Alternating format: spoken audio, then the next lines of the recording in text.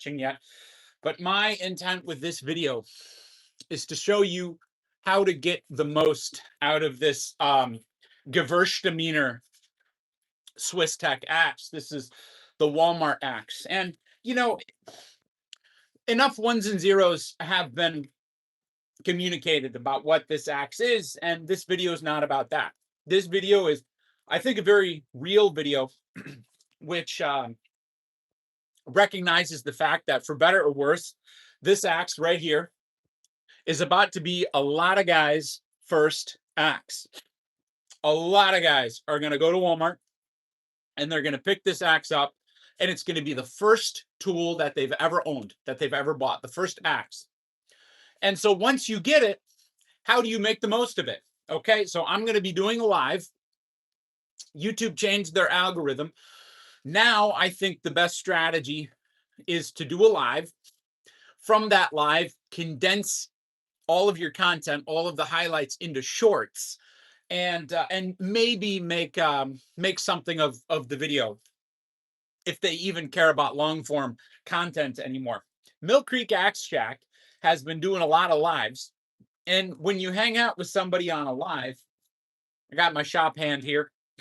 When you hang out with people on a live, like it's a great time. It's a great time. You know, we had Brian over at Ethical Axe. He did hey, yeah, what's up, dude? Brian over at Ethical Axe a while ago used to do a lot of lives, and now it's Mill Creek. And anytime there's an axe guy that's doing a live, it's just a good time. I like to hang out. So this is, I don't know. This is the Swiss Tech axe, the Gestalt Gewürztraminer Swiss, right? 1055 carbon steel. You guys have seen all the videos. You guys have seen all the controversy. I'm going to take it. I'm going to see what let me see. What do they have it at? Yeah, they got it set at about, golly, that's at, we're still going. That's 45 degrees. 45 degrees on the bit there. That's not going to chop. That's not going to chop at all. And I would say my biggest issue, this is what a lot of guys are going to run into with an axe that comes just off the shelf. You know, this is dull, right?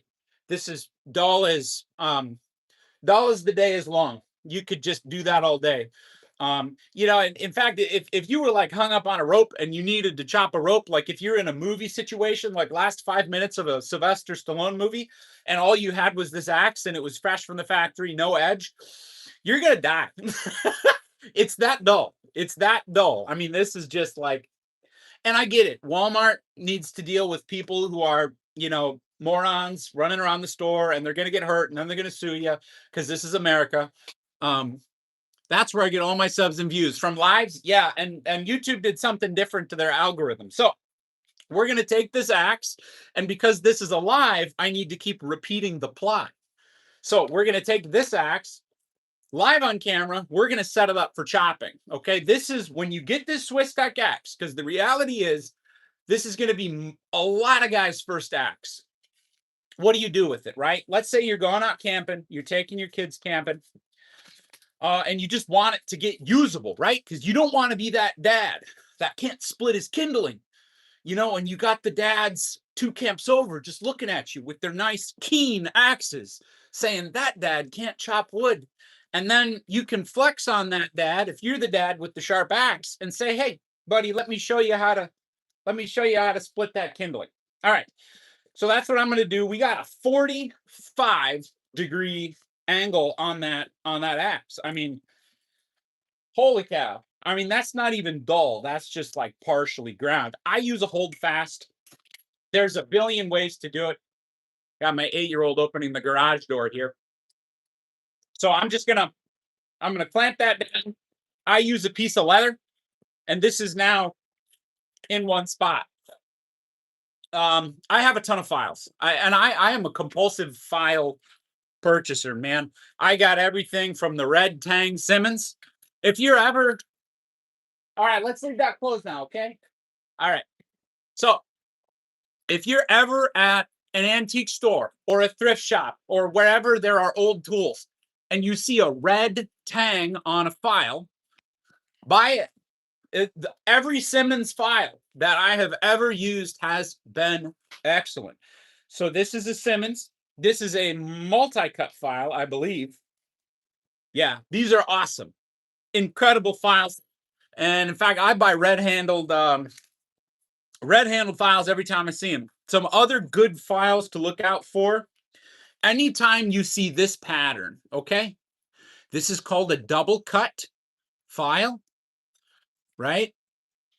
Basically, they make lines across the file going one way, and then they just reverse those lines. So you get double cut files. These are really good, but they're really fast. If you want to remove metal in a hurry, you get a double cut file. Let's see. You know, these are the new ones, okay?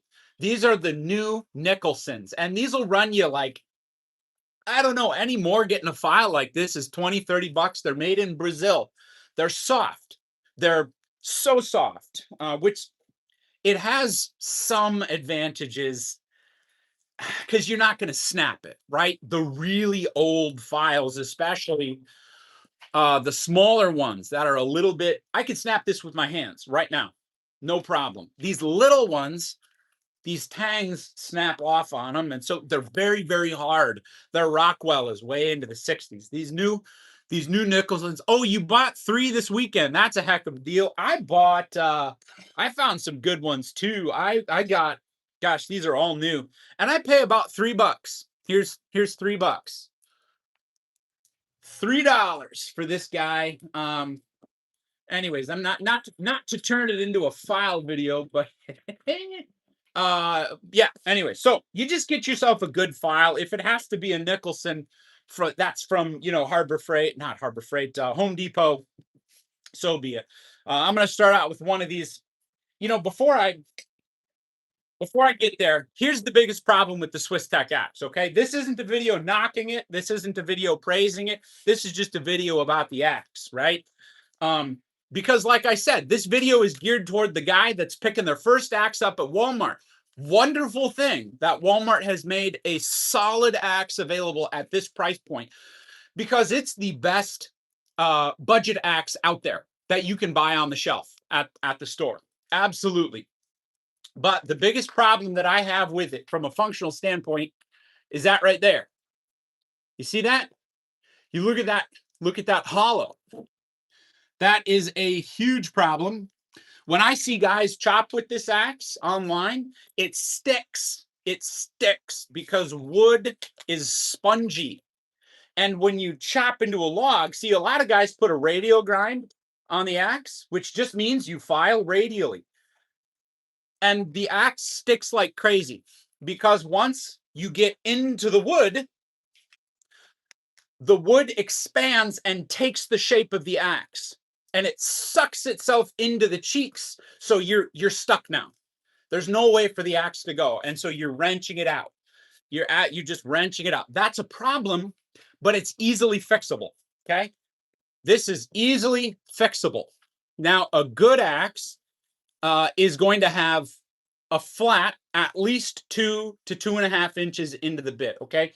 I follow, it's not my method. It's the Peter McLaren method for filing axes. Peter McLaren is probably the single most famous axeman who has ever lived. If you were anybody into axes in like the 1920s, 30s, 40s, you knew who Peter McLaren was. He was born, I think, in Melbourne, Australia, in any event, and he was one of the axemen who developed wood chopping as a sport, timber sports, and the Tasmanian pattern axe, okay? The Tasmanian pattern axe was not designed by the axe companies. It was designed by Australian wood choppers in the 1890s, early 1900s, because there was no axe on earth that could chop Australian timber suitably.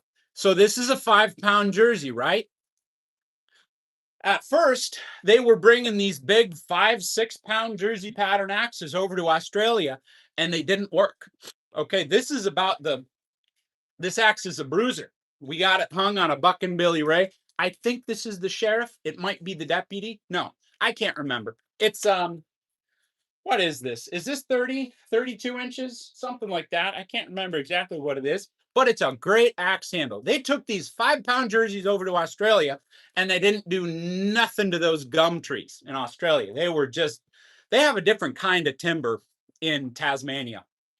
And at the time, we'd cut down all of our easy trees in the US. We had cut down all the eastern white pine. We were even really getting thin on Doug fir to an extent. So all the new chopping was in Australia for axes. So Peter McLaren was one of the guys that said, no, no, no, we need a different axe.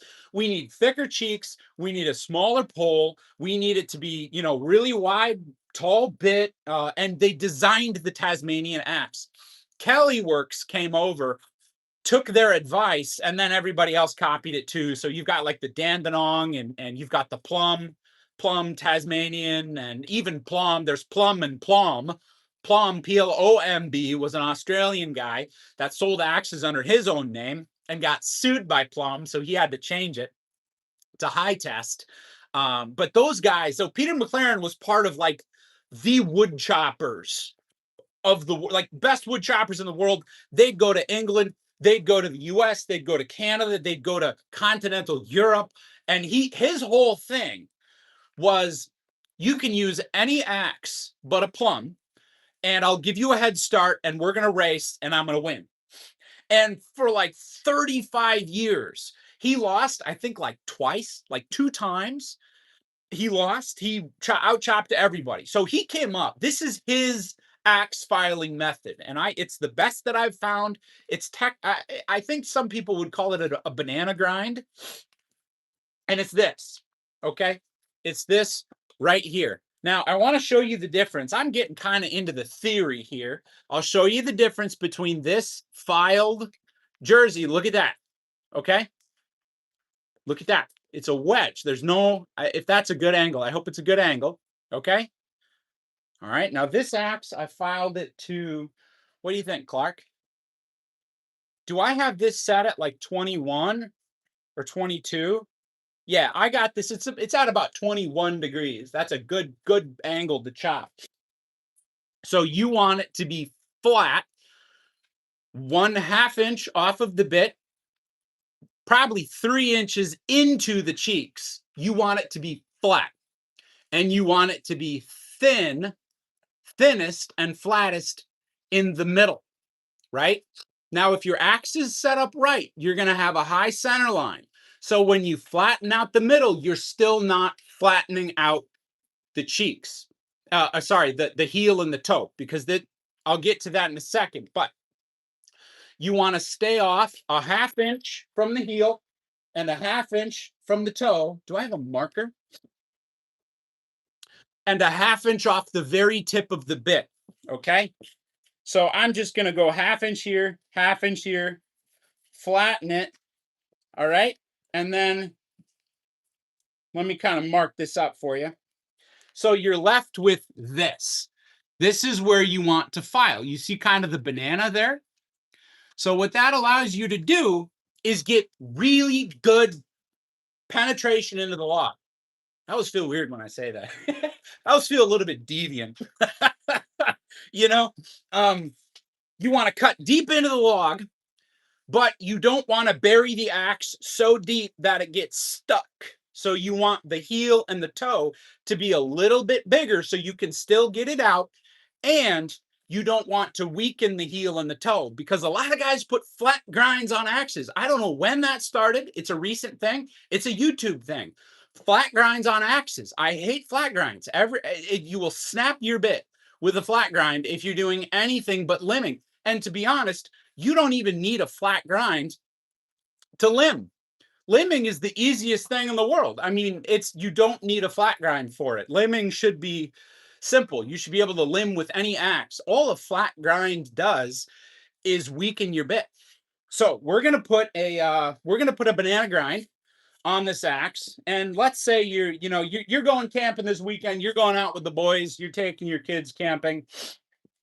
How do you set up this Swiss Tech axe? All right.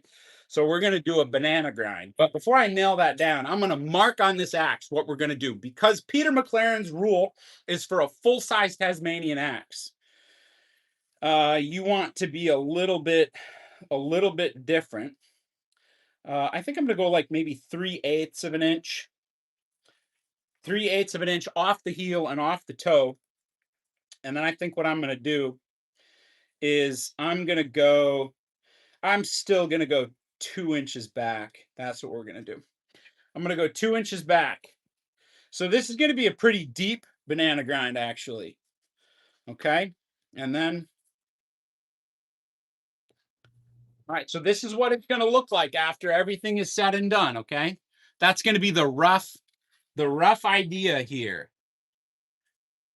So these are just kind of suggestion marks. I'm going to file flat first, and you file into your bit. So we're going to set our hold fast here. This is going to be loud. Sorry. All right, cool. What are we going to do? I like these little files when I'm, really chopping up a bit to start with. Now, I kind of like to do a V. Like you'll start to cut, and you don't want to go just forward and backwards, because at the start, all you're going to do is hit the cheeks. You're just going to hit the back of the axe. What I want to do is my file is flat to the bit, because this needs a lot of work. I mean, it does. They give you all of the raw materials, but you're going to have to do a lot of work. This is a $50 axe because you're going to put the money into making it a good one. That's what you're going to do. And sometimes I need to take a clamp and just fix the handle in place. And this actually helps a lot. Oh, there we go. Am I out of... All right, so that's just going to keep that in one spot. Now I can file, because the pressure is your friend when you're just starting out. I mean, it really is. And this is a bad angle. The reality of the lives, it's tough because I can't really show you exactly what I'm doing without unclamping stuff and changing the angles. But I'll go a little bit. I'll go a minute or two. This is going way faster than I thought it would. And then I'll show you. God, look at all that steel's coming off like crazy. And then I'll show you how far we got and what we need to do yet. And I'm going to try to be kind of quick because I don't want to spend 10 hours on a live. Let's grab one of our big old beefy double cuts.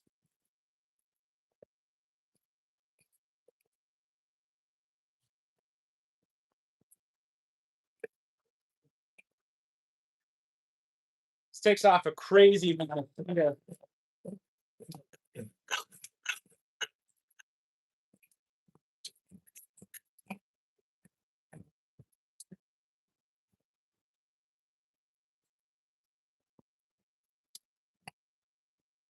Yeah, this thing is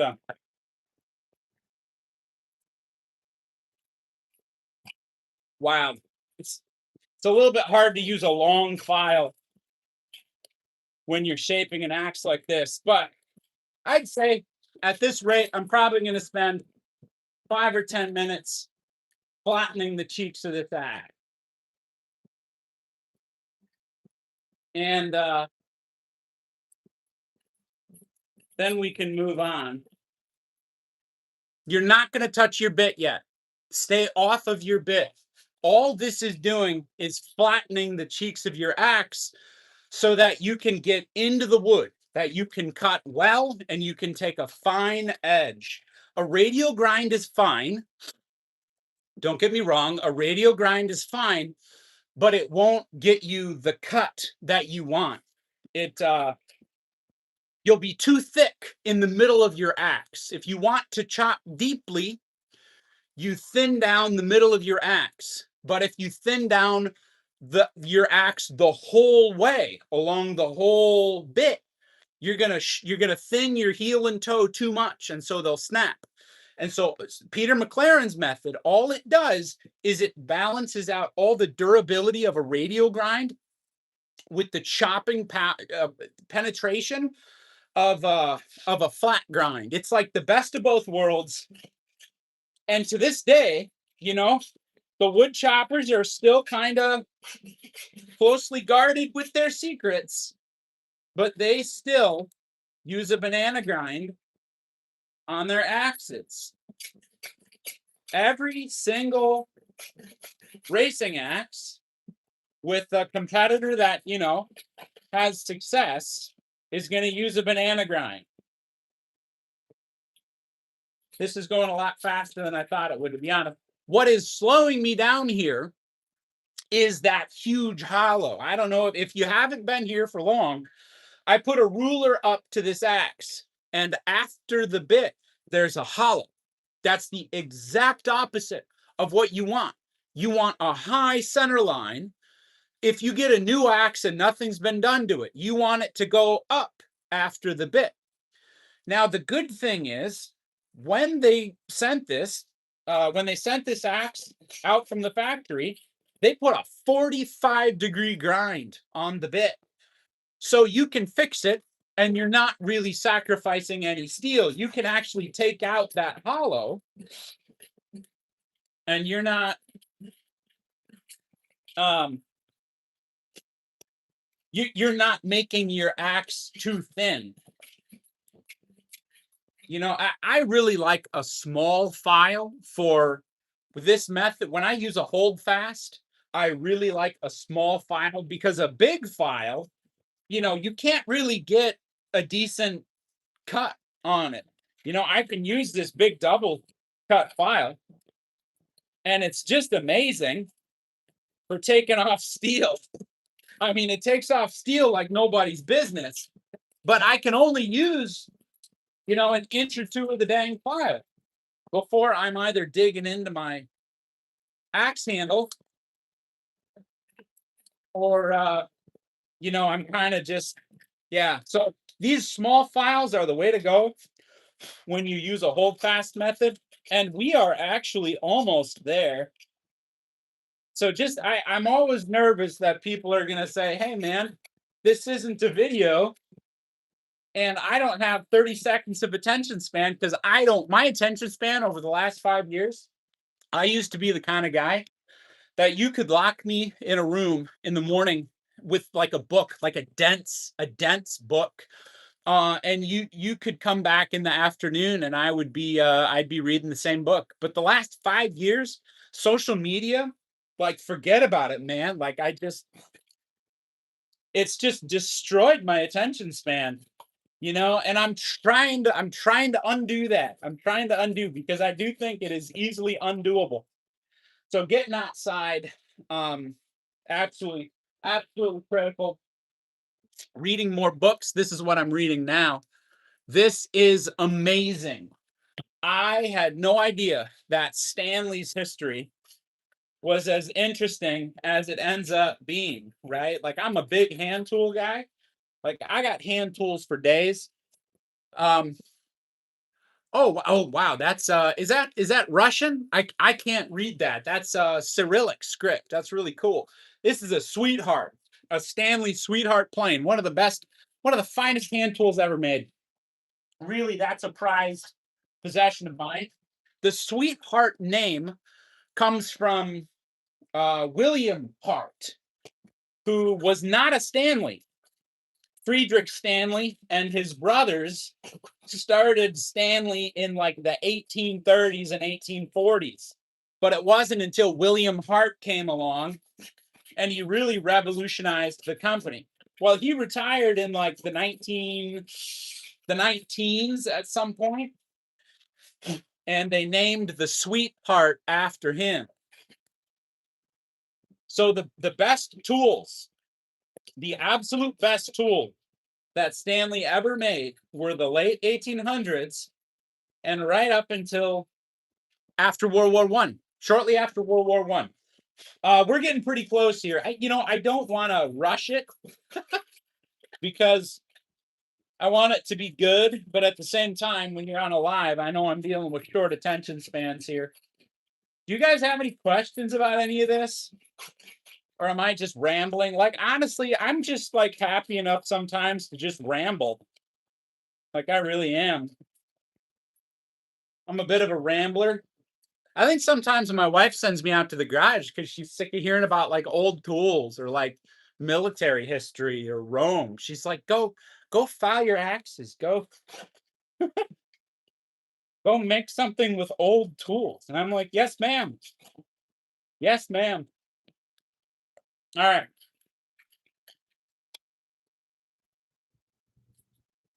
So we're actually making really good progress.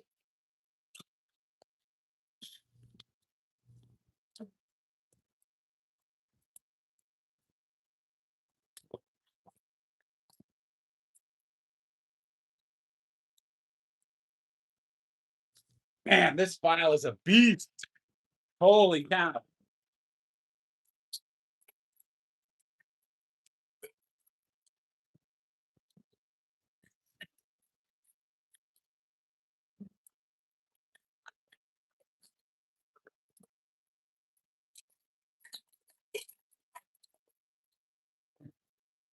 All right. So we're going quick. We're going real quick. Now, if you really care about your like the head of your axe, if you really care about it, you can tape it. I personally don't. I think it's just as easy to take an axe that you've been working on and buff those file marks out because it's going to be inevitable. I mean, this is like a major reprofiling of an axe. This is kind of a big deal. And you can do this with an angle grinder. You don't have to be a psycho like I am and use hand files. Like, or even if you don't have ready access to hand files, you can absolutely use an angle grinder. It's just as fast as an angle grinder can make things right, it can make things wrong. That's kind of the thing about an angle grinder. Like you gotta be awake, buddy. Where's my file card? Here it is. Keeping your file clean. Ooh, don't do that is really important. Yeah, it's already cutting faster. So we are getting really close to having this taken down the way we want it.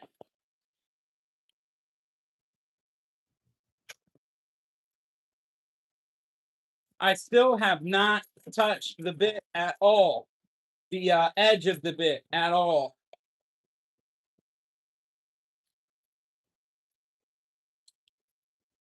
I'm still quite a ways off of there.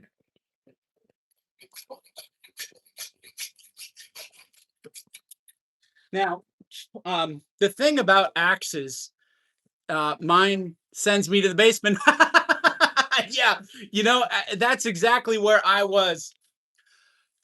Hey, Marianne, that's exactly where I was in the winter.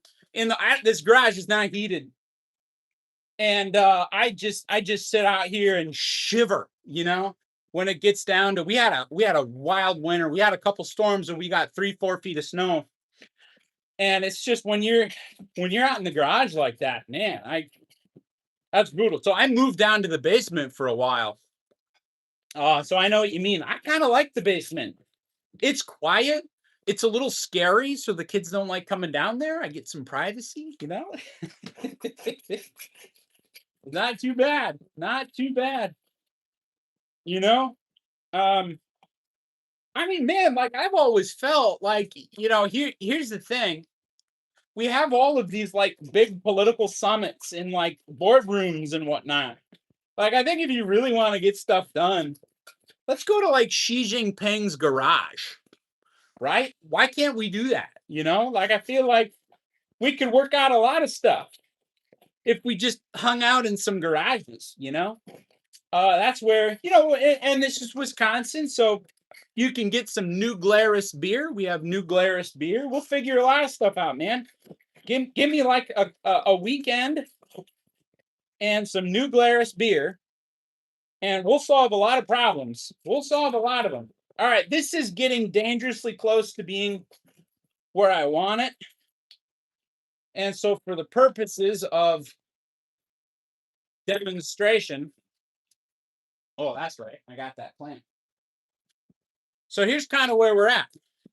You see how I'm just on the cheeks and I'm having trouble getting the light to show it right. Right here is the filing. That's what we want. I need to even it out a little bit. But now I guess you got two choices, right? Like I can keep filing this and convex the bit the way that I want to, or you can flip it to the other side and you can start filing there. I think I might flip it over to the other side and get started on that. But this is going to be the end result. That's that banana grind. You want to remove metal in the middle and preserve it at the heel and the toe of the axe. Because if you're going to snap an axe when you're chopping, you are going to snap the heel and the toe. Unless you made the center too thin, because that's a possibility as well. Where's my garbage bag? All right. So we're working with the Gewalt axe. Hey, Mountain Man, what's up, dude? I know we're working on this Gewalt axe, this Swiss stack axe. And here's my theory on it. Okay, here's my theory. Let me know what you think about this, Mountain Man. Go follow Mountain Man Axes, you guys. Go do it right now. I forgive you if you have to get off my live to go subscribe to his channel. Just come back after you're done. So here's my theory. This is about to be a lot of guys' first axe, okay? Because it's at Walmart. It's at 1 million stores worldwide. You're gonna find this axe on the shelf, and I'll tell you what, Mountain Man, check this out, dude. Look at that handle. Look at that. Oh, what's up, Brad?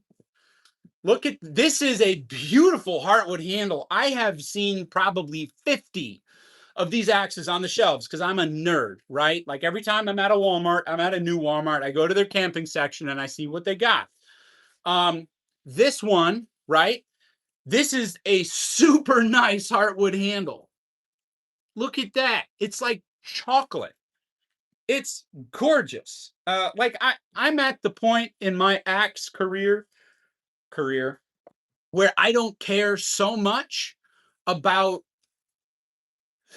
the voodoo, reading the chicken bones, the tea leaves about an axe handle. I'm like, because I've had so much variation. I had the most beautiful handle that you have ever seen in your life just a couple weeks ago. Snapped it. First 10 chops, snapped it. No overstrike, nothing. It's the way it goes. You can do everything right. You can follow all the rules, but wood handles are a natural product and they just crack. How can you tell it's good quality? Well, the best way I've found is density. You pick it up, you knock it on some stuff. Density is correlated with the strength of wood very highly, very, very highly. Now, the thing is, a very dense handle with runout might not be stronger than a very straight grained, through grained handle, but it's a little lighter, you know? You pick the best handle that they have, given what's available. I mean, really, you know, generally speaking, you know, you can look for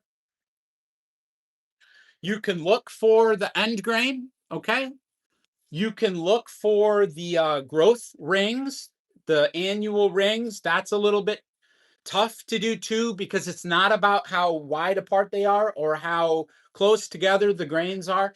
It's about the proportion of early wood to late wood. So if you look at this handle here, this is a very nice handle. Very nice handle. This is one of Buck and Billy Ray's. What makes it nice are the holes at the end of it are very small. Very small.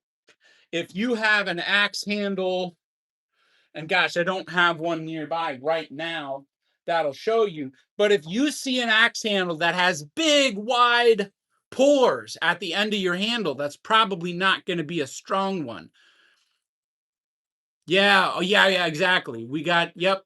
Brad says, yeah, I don't buy into grain orientation. I know it's hard because a lot of the time it'll be perfect grain orientation on the last 4 inches of the handle, and then it runs out. So your grain orientation means nothing if it's only for the first 4 inches of the handle. Yep, Mountain Man. Oh, I've had the worst grain orientation be fantastic, and durable density is absolutely the answer. Yep, density is it. Yeah, yeah. So, anyways, about this Swiss Tech axe, like I know there's guys that are purists and they say this axe is trash and I'm gonna buy it just to throw it away. We had when I was in school, we had a guy who was super, super religious, and I'm not going to tell you what type of religion that he was because that's not the point of it.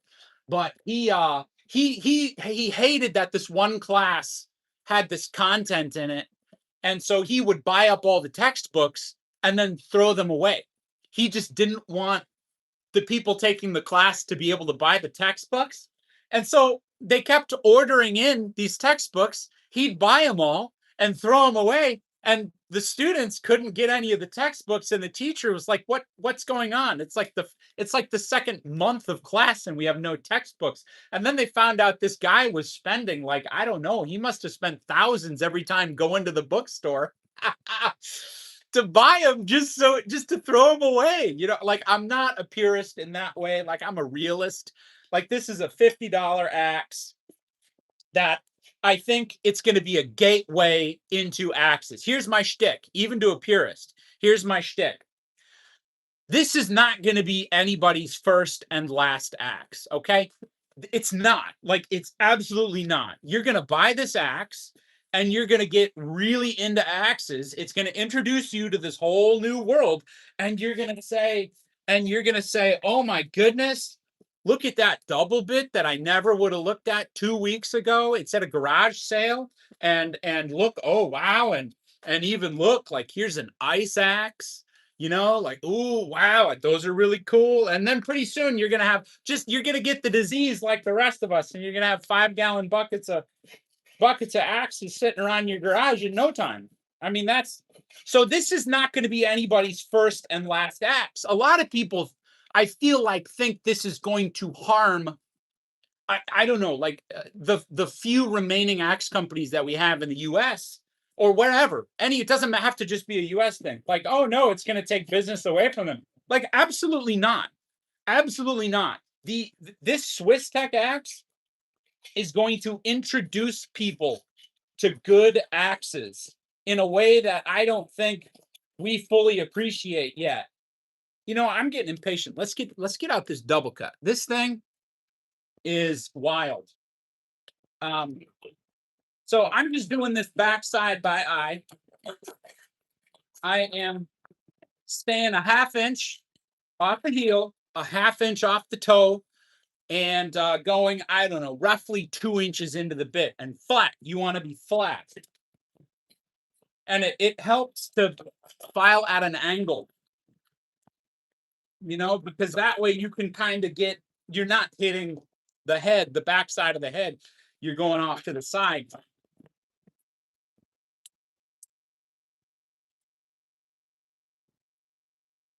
And this, let's see, I'm not shaking the camera, am I? I need to tighten up the wedges on this workbench. It's a Moravian workbench. I framed it with Home Depot lumber, and boy, does Home Depot lumber suck for anything but studs. So it's not very solid, but we're gonna hog off a lot of material here.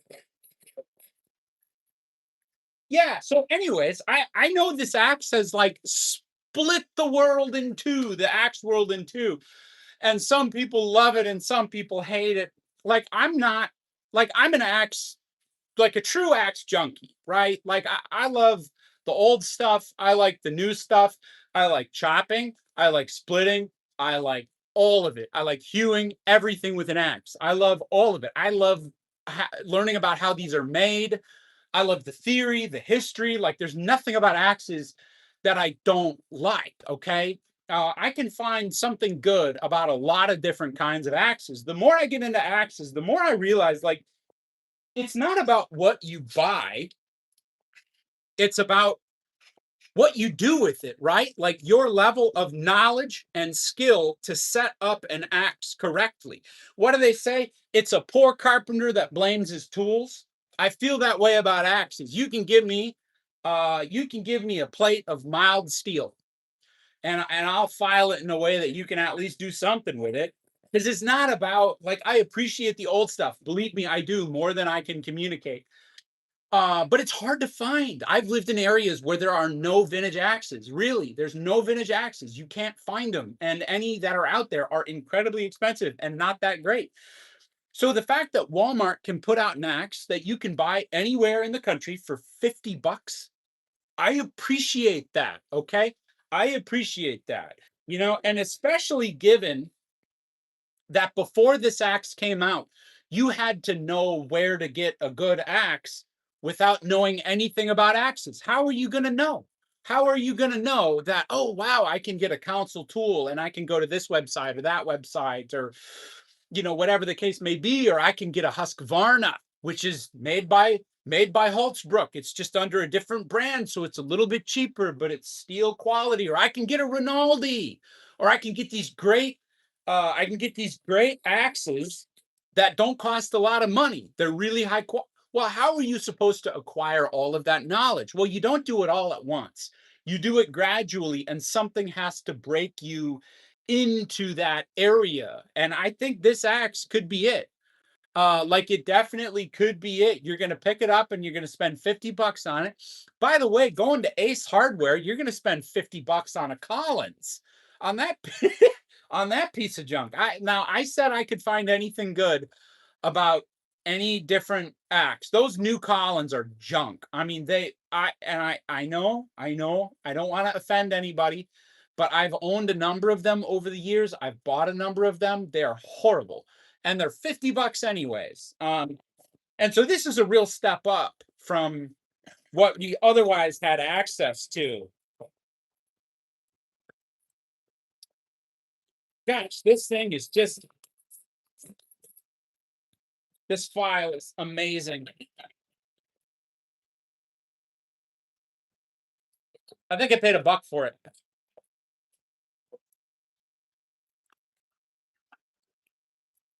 I probably could stand up and really give her the beans.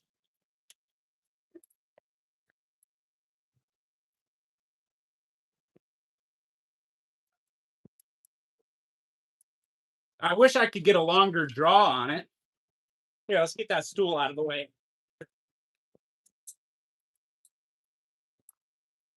You can just hear that cutting. Now, this axe is pretty soft. Like, it's not too soft, but it's not an old plum. It's not. I would say it's probably like mid 50s Rockwell. I think I actually tested that. I have a video on it. I have a video on reviewing it. And let me just say, guys, like, making this video, like, I'm not trying to tick anybody off. Like, I don't like, if my opinion about an axe is like causing anybody great distress, go find it. There are so many ways to have fun on the internet and not get all bent out of shape about stuff. Like, I'm at the point where it's like, man, I tell you what, there's a lot of stupid in the world. I don't need to fix it all. Okay. Like, even if you think I'm an idiot, man, it's not your job to fix me, right? Like, that's how we should all behave. If somebody's, I tell you what, I used to just see somebody doing something dumb on the internet, and it's like, my gosh, I need to tell that person they're a moron. You don't need to do that. If it's not affecting you, go about your day. So my axe opinions they're not gonna be for everybody. Yeah, Brad, that's basically what I've been trying to say. Yeah, exactly. You just appreciate an axe for what it is. You don't even have to have an opinion on it. I'll tell you that. Like, there's, like, whatever, man. Like, there's bigger fish to fry.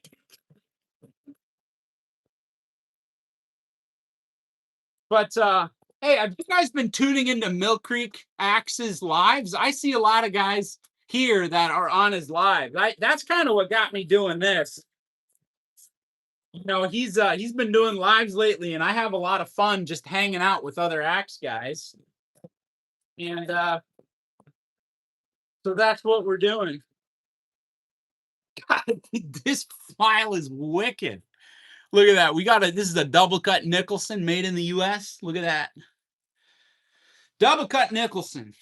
So that's a stamp. I love a stamp. Anybody that doesn't stamp their stuff. I had the first guy that I ever worked for. I did drywall. I think I was about 16 or 17. I was doing drywall, and boy, I still have gypsum powder in my lungs. And we had nice tape and we had crappy tape masking windows. And he'd always say, because he was a young guy too, oh, he was probably 25 when I was working for him. So I was like 16 and he was like 25, and it's like we're just like two kids out there doing construction. But he'd always say, if the tape that's got no name on it, it's so crappy they're embarrassed of it, and I feel like that's the way with stuff that doesn't have a stamp. Like I would never make anything I'm proud of and not stamp it, because this says like this is a good file and it's going to be a good file. I want you to know that I made it. All these new files, they have these like electroplated printed junk on it, and it's just like nothing makes me like get off my lawn boomer mad like stuff that's not stamped. I can't wait to be old and crotchety, man. I tell you what.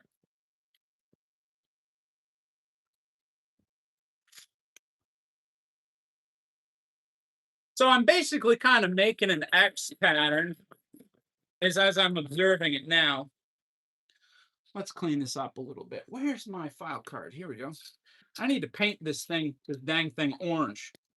That's what I need to do. All right. Man, that's this file. I should have used this file for the other side. Because, oh cow, is it? That's amazing. I wish I could. Now, I know I'm going to get guys, hey, did you know that you're supposed to make a long stroke with the file? Yeah. Yes, I do. But if I do that, I'm going to be running right into the handle. Oh, you know what? Somebody turned this into a chisel. I didn't even notice that. Look at that. That's kind of neat. They did, guys. They just did stuff with their tools. It and it works. Like I'm in a great area now for hand tools. I really am. Green Bay is where I'm at now. Factory town, man. Factory town. You got shift work, 7 to 3, 3 to 7, 7 to 11. I mean, shift work, man.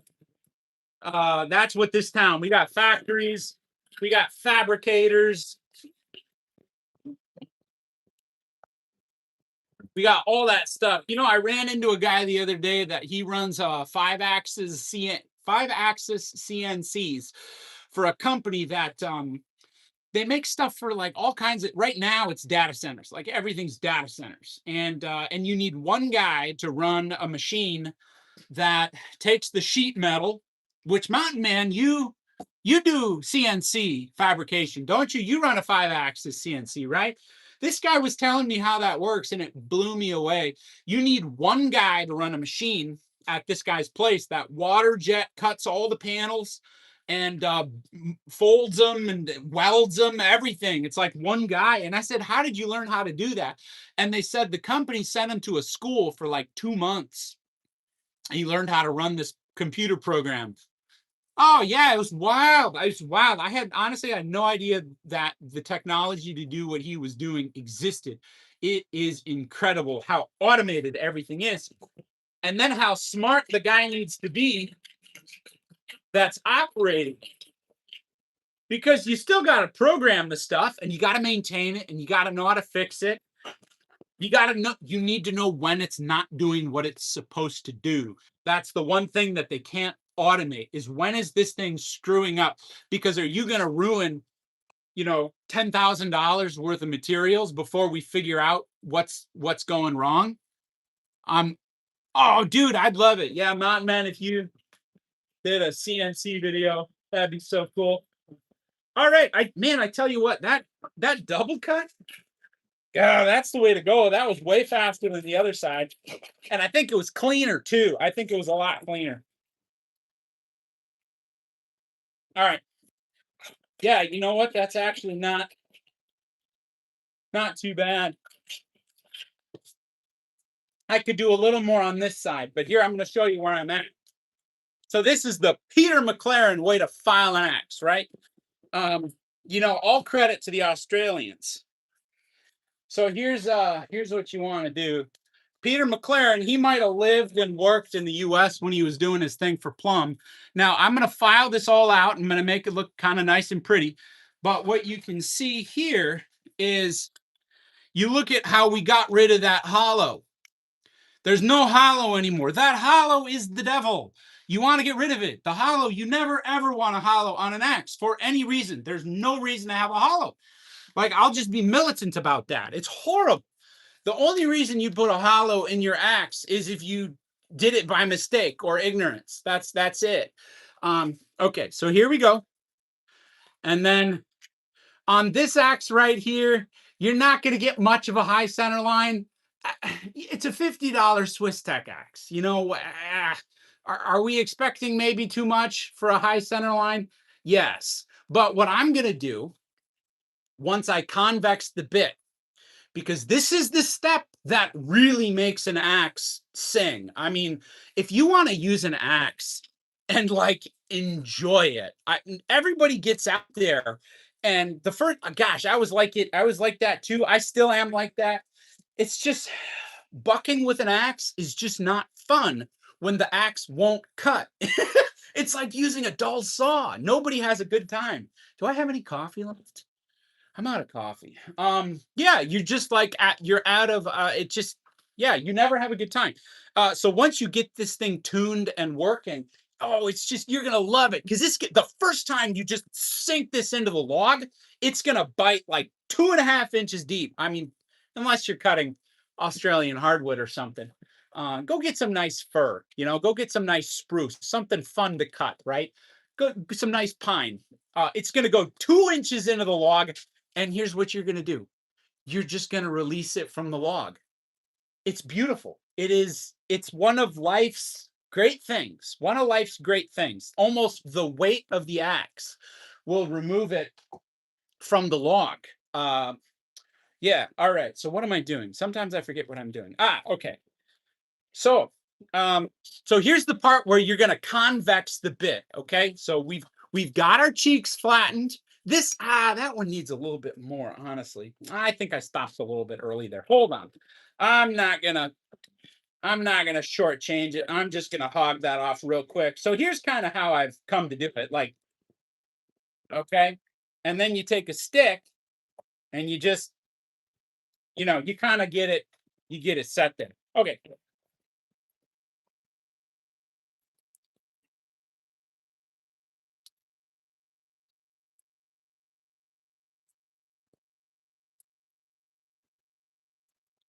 Oh, I hit my ruler. Dang it. This is a factory seconds from Harry Epstein. I can't remember the company that makes them because I buy all the rulers factory seconds. I got a nice 12-inch one too. I can't remember who makes them, PEC or somebody. They're made in the US and they're just like little blemishes in the finish or whatnot. Like this one here. Look at that little blemish in the finish. It doesn't affect anything functionally speaking. But Harry Epstein has a contract to buy all of their factory seconds, and they're wonderful and they're so cheap. Like, get a good ruler. You know how often I use this dang 6-inch ruler? Like every day, and I love it. It's Harry J. Epstein. They're out of Kansas City. American company for decades now. And gosh, do they ever support the trades, the pipe fitters, welders, all oh my gosh, like they're good people. So Harry and their prices are really good. Harry Epstein, especially on Council Tool. If you want, okay, just take me up on this. If you've never been to Harry Epstein and you're in the axe market, just go to their website, type in Council Tool, and you will find their products 20, 30, $40 cheaper than anywhere else. And yeah, you got to, I mean, it's not Amazon, so you have to pay for shipping. But even after you pay for shipping, you're going to save yourself $30 versus Amazon. It's incredible. Harry Epstein, if I don't get a dime from anything I say, anything I've ever said about Harry Epstein, they don't know who I am. But I've ordered from them a lot, and I've sent people to Harry Epstein for years.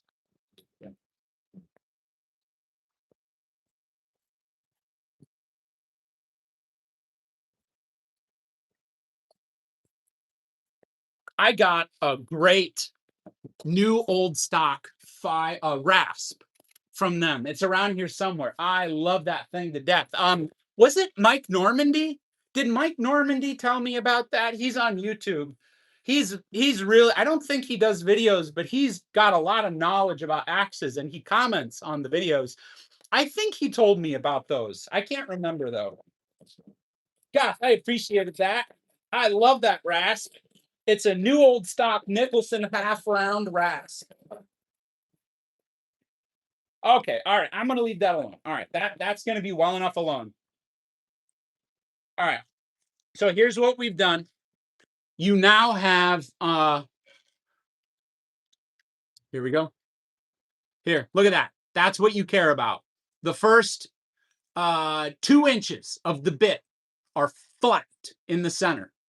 And then you have left the heel and the toe alone. Just don't touch those. Not yet. It's not time yet. Leave those alone. And then all along the bit here, we haven't touched that.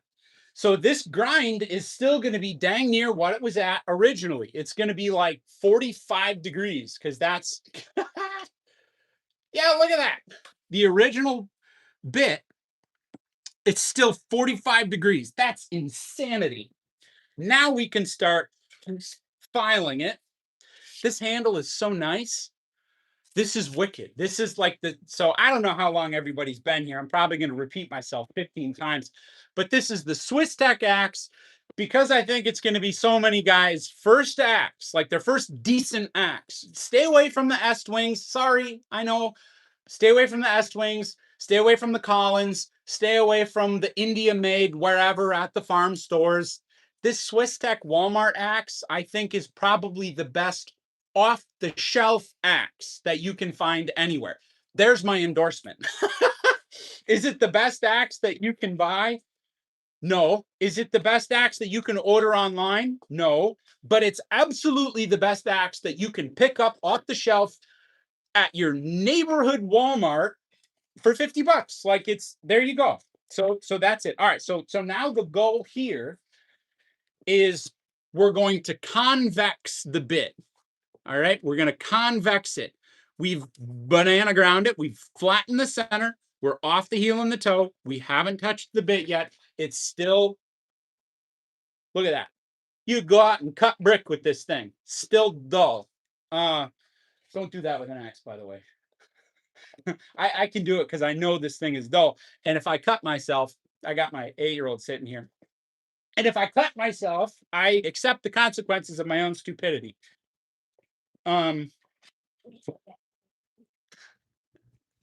He says, you say that all the time. See, that's the thing. That's the thing. You can do dumb stuff. Do as much dumb stuff as you want, but you got to accept the consequences of your own stupidity, which means if you do something dumb, you don't get to complain. You don't get to complain when you get hurt. Like, them's the rules, right? Them is the rules. All right, so I'm just going to clamp this guy down a little bit. Now we're going to start convexing the bit. There we go. I want a little bit more there and a little bit less there. Okay, so the way you convex a bit, this is the motion. This is the file stroke. That will convex it. This, hold on, bud. Hey, can you hold off on that for a second? This will not convex anything. This is the convex motion. Okay, that's for axes generally. I see a lot of chisel grinds on an axe. And there's nothing wrong with the chisel grind. It's durable, it's fine. It'll get the job done every day of the week. Can I show you a cool thing about that vise? When you pull this lever, it quick adjusts and it just goes all the way in or out. That's a cool feature about that vise. uh where was I? Yeah, but it's like when you start to like think about how I want to file this axe, the convex is the way to go. It's absolutely the way to go because a convex axe will not stick. It won't do it. It well, I mean, you can get it to stick, obviously, but when the convex edge, let's say, where's my? There we go. This convex edge right here. Look at the profile. You see that? See that? That means that you will only have bearing here. You won't sink the bit into the wood and get it stuck. There's always going to be movement for the axe. A flat grind gets into the wood and the wood has 100% contact with the axe. It's terrible. It's terrible. A flat grind. Can you hold off on that, please? That's loud. A flat grind axe will just stick all day. It'll stick all day. The convex prevents 100%, you know. Yeah. So what you want to do, and do I have enough? My leather's a bit too far forward. I want to move this back a bit. You want to make it so you have enough room. I think I'm going to try about right there. And here's the motion. You want to start on your flat. Establish yourself flat right here. Okay, that's where you start. Because if you start your convex too close to the bit, you're going to blunt it. You don't want to blunt it. You want a gradual convex. So you start like, I don't know, an inch in or so. And then here's what you do. Let me get my big old file here. So we're flat and then we go up. That's a little bit maybe too long. I can't quite get the motion that I want there. All right. So here's where what you do. I have the natives are with me. Look at this, Clark. Look at this, Duncan. Look at this. So you want to file like this. And you're going to file the whole length of your bit from heel to toe. From heel to toe. That's what you're going to do.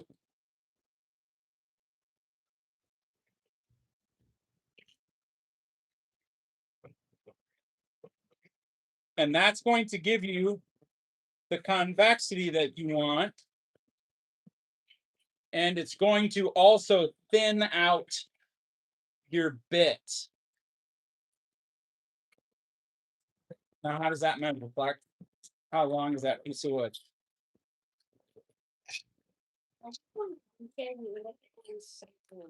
There are no centimeters on that ruler. They're all inches. The differences are fractions. This is 64ths. This is 30 seconds. 64ths means 1 inch divided by 64ths. Each tick, if you count those ticks up, there will be 64 ticks between the inch marks. It goes from 64ths to eighths.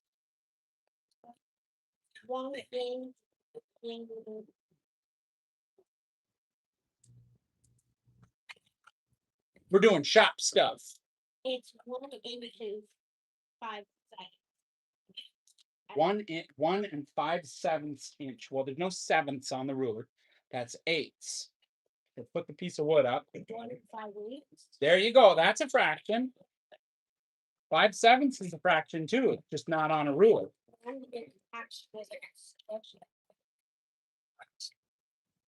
Yeah, so we might have a little bit of dead space just as I file here. Yeah, so I don't know. Is this like part of the thing is like YouTube keeps changing the way that they operate. And it's like, oh, and Mountain Man, if you were talking about the rulers, dude, I would love to know what you know about measuring stuff. Like I did not grow up around this stuff. I didn't. I acquired it all on my own the hard way, mostly out of necessity. My dad is not mechanically inclined at all.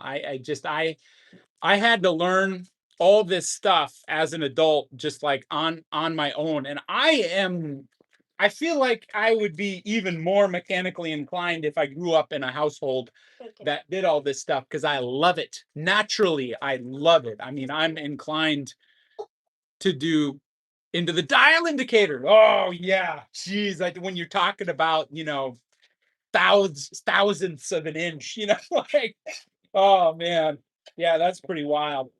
Um,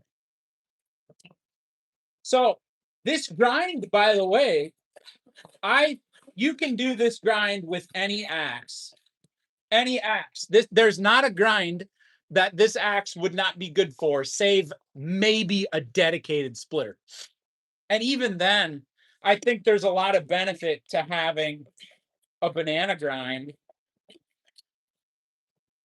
Now, hey, don't do that. What is that noise? Um, yeah, like as far as like the mechanics of this banana grind go, it's just the most durable way to file an axe, whether you're taking it camping, whether you're gonna fell timber with it, whether you just have a wedge banger, that you want to throw in your back tray. And this is like the axe. It takes time. It just takes time to do, because no axe is sent from the factory with the banana grind. You have to do it on your own. The way axes are ground at factories anymore, especially production axes, humans don't do it anymore.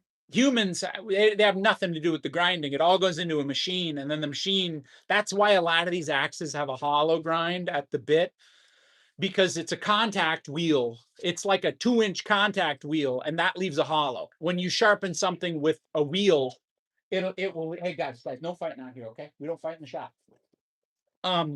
It um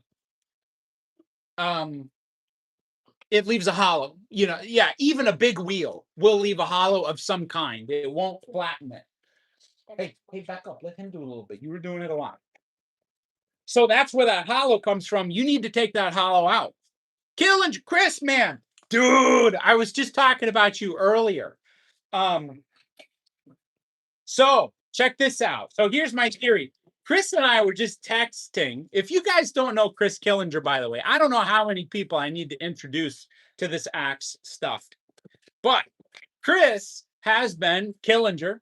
This is you recognize that axe. Chris Killinger has like the videos on the Swiss Tech axe. Like he's got all the videos on. Now that's a rawhide mallet, so you're probably not going to be able to smash anything with that. Not wood, anyways. So he's got some awesome videos. My theory, Chris, is that this is going to be a lot of guys' first axe. Hey, no pounding while we're out here, okay? Check out this little hammer that I got. Look at this little English style straight rip. I gotta fix the hang, but this will be a great little user. I like getting. Oh, that's kerosene. Don't break that. I got that. I got that at a thrift store for $3, and the kids. It's perfect size for the kids. But here's my theory, Chris. This is going to be a lot of guys' first axe, okay? And it's going to be a gateway into the axe world. I think that if I were selling axes today, I would be ecstatic that Swiss Tech came out with this axe. And this is something that I had to chew on for a while. Here's my theory, anyways. Because this is not going to be anybody's first and last axe. It's going to be their first axe, and it will introduce them into axes, and they will only keep going from there. So I think this axe is going to popularize what we do and what we like in a big way. So there's my theory. Plus, yeah, look at that. Look at that handle. I've seen 50 of these dang things, and I've only seen one handle that had even 45-degree slope of grain. So when you look at it, the grain goes this way. I've only seen one that had 45. There was one that was in between 45 and 0, and one was 45. Every other axe that I've seen from Swiss Tech on the shelf has been perfectly bang on 0 slope of grain. It's 5 inches, my boy. 5. Um, Yeah, so it's like they have absolutely selected for perfect slope of grain every single time. Axe handles used to be that way. Back when guys were chopping on a production basis, like it was all piecework, right? Nobody got paid a salary in the 1800s. You got paid 16 tons, and what do you get? Another day older and deeper in debt. You're gonna get company script. you know, I tell you what, man. There we go. So they got paid by the tree. They wanted it done fast. And a broken axe handle, it's gonna slow you down, man. That's gonna slow you down. So they wanted something. Oh, and Chris, what I'm doing, I'm putting a banana grind on it. You remember I sent you a picture of that Peter McLaren axe book? I finally found a copy that was not a bajillion dollars of that Peter McLaren axe book, because Plum published it in the 20s, I think. I think it was the 20s or 30s. You can read it online. That's where I got all the information years ago. They have it's open domain or open source, whatever they call it. But you can also buy copies of the Peter McLaren book. And I found one. I found an original. I'm so happy about it. So I'm putting a banana grind on it. And I got the gremlins, I got the raccoons out in the shop with me. We're just hanging out. We're doing bubbles, and I'm doing axes. What's that? Activities. I don't know. This is kind of like my happy place. I love it out here. I got even another one that's in. Oh, just being out in the shop with you guys hanging out. I like doing that. We're doing food stuff, basic food stuff. Oh wow, that's a lot of bubbles. What are you guys up to? We have a ton of rain right now. The weather this spring has been unbelievable. It's a little one. I got him. Oh, there's another one. Oh, there's another little one. All right. So when you convex, you want to be. This is kind of the only trick to it. You don't want to ruin your banana grind. You want to. Are the comments working? Yes, they are, but I'm bad about seeing when new ones come in. I think they're working anyways. So you still kind of want to stay off your heel and toe a half inch or so. That's what you want to, you still want to observe that. Hey, hey. So it's probably going to take like 7 business days.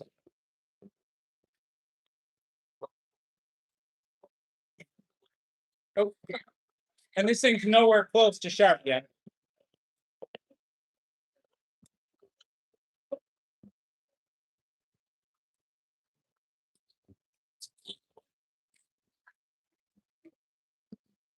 And I'm going to hit my handle a few times and feel bad about it, but I need to thin the handle down anyways. Hey guys, if we're going to argue, then you guys have to go inside, okay?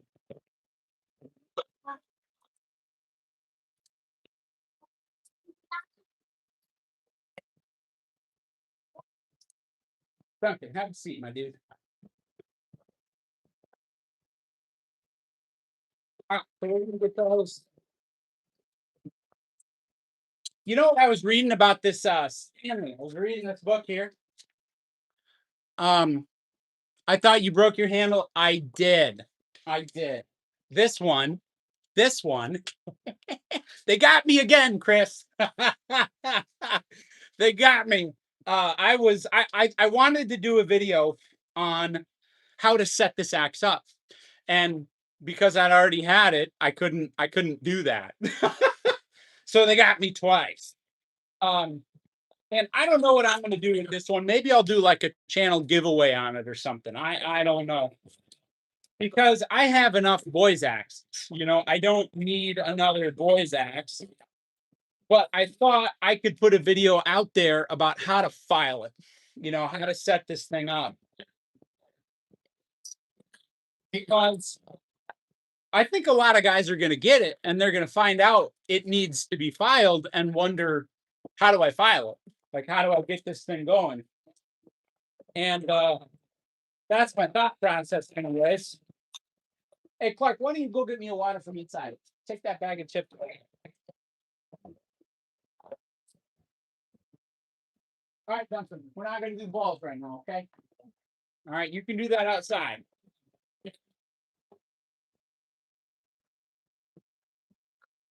I got this big beef double cut flag.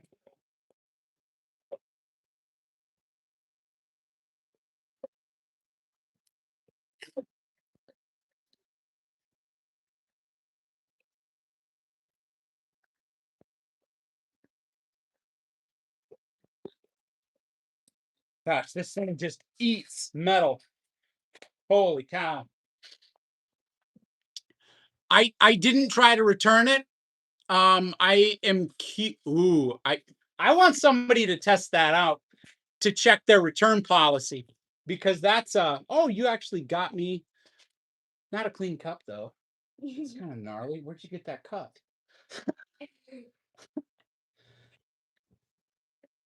Anyways, so I would like somebody to test out the return policy.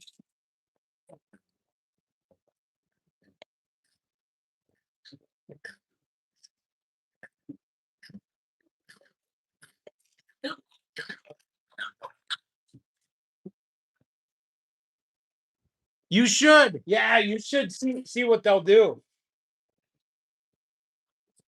That would be really interesting. Do I have a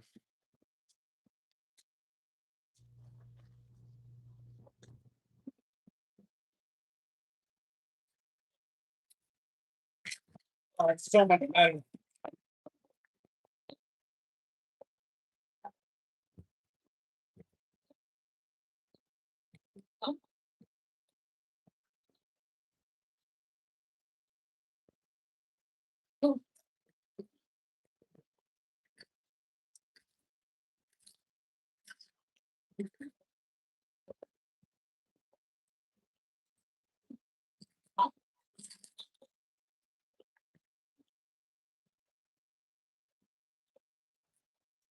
So we're getting this going. Sorry, that file noise has to be rough. Um, oh geez, let's drop that. This is the slipperiest book cover of all time. Yeah. If I can play Fortnite, or can I play Fortnite? Not right now, but maybe later. What? After Mom takes Duncan to his birthday party. We'll see. So this is a book on Stanley's history. Did you know? I did not know this. The Legend of Stanley. This is like the definitive Stanley history book. They were Stanley works in the 1800s, and they made bolts and they made hinges and they made like hardware things of that, but mostly like hinges and bolts. If you knew Stanley in the 60s or 50s, they called them butts. I actually found some at a thrift store. These are actually kind of valuable, kind of cool. You see that? This one's copper. Can you imagine how much copper is in this hinge? It's solid. Okay, look at the SW. Can I see? Yeah, that's the Sweetheart logo. This is the style. These would have been made probably 1915, 1916. So that book covers a lot of the stuff. Why Stanley is what Stanley became and is still, I guess, today, because they still make tools. Stanley merged with Stanley Rule and Level. Stanley Works and Stanley Rule and Level were not the same company. It's like a distant cousin of Stanley. It just so happened that they were all really good at business and manufacturing. And so Stanley Rule and Level and Stanley Works merged. Stanley Rule and Level, totally separate company. If you find a Stanley Rule and Level plane, that does not necessarily mean that it's a Stanley like we would consider it plane. because there was a guy named what was his name? It was like George Bailey or something, and he invented like the modern plane with the Y screw that you could adjust the iron, and then he went from the old style thick iron, which required a lot of grinding and a lot of metal, to the thinner irons that had a cap lever and a chip breaker, because you could make a whole bunch of irons from sheet metal. You could use sheet steel. You could break it into, pieces, cut it. I don't know how they would have done that, if they cut it or if they used a metal break. I don't know. And then you could grind it easier. And the chip breaker kept it rigid. So it required less grinding, less material, less production. So when Stanley Works merged with Stanley Rule and Level, they took all of Stanley Rule and Level's tool catalog and their patents and combined it with Stanley Works metallurgy knowledge, because they were the ones that figured out how to cold roll everything. And they even had their own steel. Use your own bubbles. They even had their own steel production factories. All right, guys, I want you to go inside with that, okay? Don't try to get on that stuff. All right. Yeah, that book is absolutely fascinating. Absolutely fascinating. But George Hart is the guy that made Stanley what it is today. He wasn't even like a Stanley guy, a Stanley family member, because they had all kinds of Stanley cousins and uncles and nephews, and that water tastes like bubble solution. And he was such a good guy. When the Panic of 1873 hit, he kept everybody working. So in 1873, that was the Great Depression. Up until the Great Depression hit, it was like the railroads collapsed. Some of the biggest, like they'd be the private equity guys of like the 1800s. They put so much money into railroads, and they all went belly up at like the same time, because they were building railroads that nobody needed. But the way to get a whole bunch of money invested was to build railroads. They didn't make any money, and so they all went belly up at the same time, as there was like the Franco-Prussian War, and it was like a confluence of a whole bunch of things, including like whether silver is going to be money or whether it's just going to be gold, and it all happened. I'm seeing my view count drop, so nobody cares.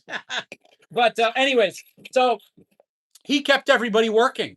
He kept everybody working. He put all the stuff that they made in warehouses, even though none of it was selling. He put it all in warehouses just so he could keep his people working, so they wouldn't lose their homes and go bankrupt. Anyway, so that actually ended up being a great thing for him to do, because by the time the country rebounded, it was like 3-4 years of depression. He had all of this back stock that was ready to be sold to people. And so he didn't need to go and find people again and go train them and make quality goods again. He had stuff to sell right away. And he was like a real good, he took care of his people, and it worked out toward his benefit. Like when the Chicago fire happened, he sent a whole bunch of stuff and said, pay me when you got the money so you can build your stuff, and then pay me when you get it. And people ordered from Stanley because, what's up, man? Oh, wow. Roy's Timber Art Techniques. That sounds like an interesting channel. That sounds like right up my alley. And so that's how he established Stanley, in addition to just making high quality stuff. Do you do timber framing by any chance? I'm filing an axe. So this is the Swiss Tech axe from Walmart, and I'm putting a banana grind on it.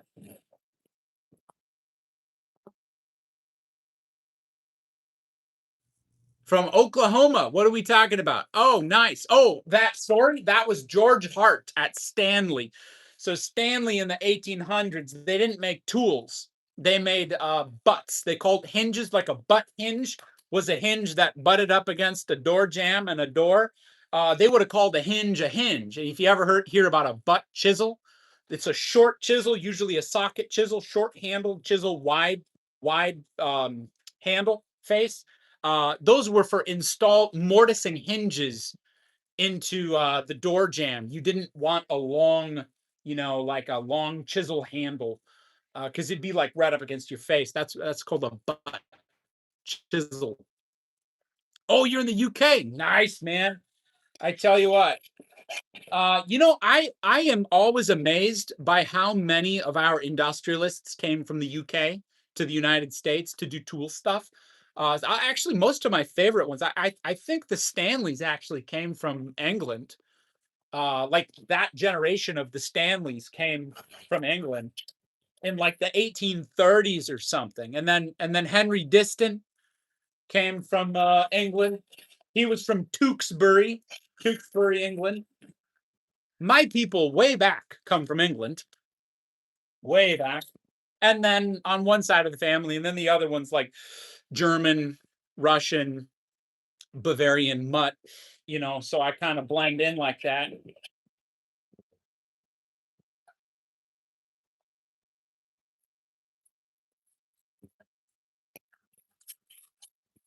So we are filing this, we're putting a banana grind on it, which I think is the most superior grind that can be on an axe, is my thought, anyways.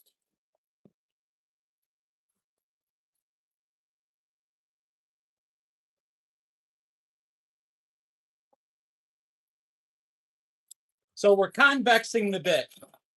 We flattened the cheeks. Oh, you're close to Tewkesbury? Nice. Yeah, Henry Diston came over to the U.S. as a boy, and with his sister and his dad. I think his mom died in England, and his dad like died. It was like immediately after they came to the United States, and so he was on his own, and he ended up being just an incredible guy to have here. I think a lot of Henry Diston. I love the Diston saws. Keystone Saw Works.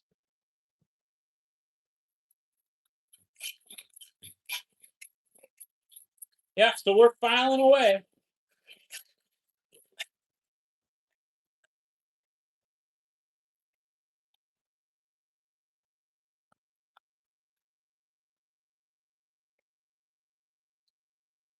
Nice. So what Hereford? So is that in North England? What part of the island is that?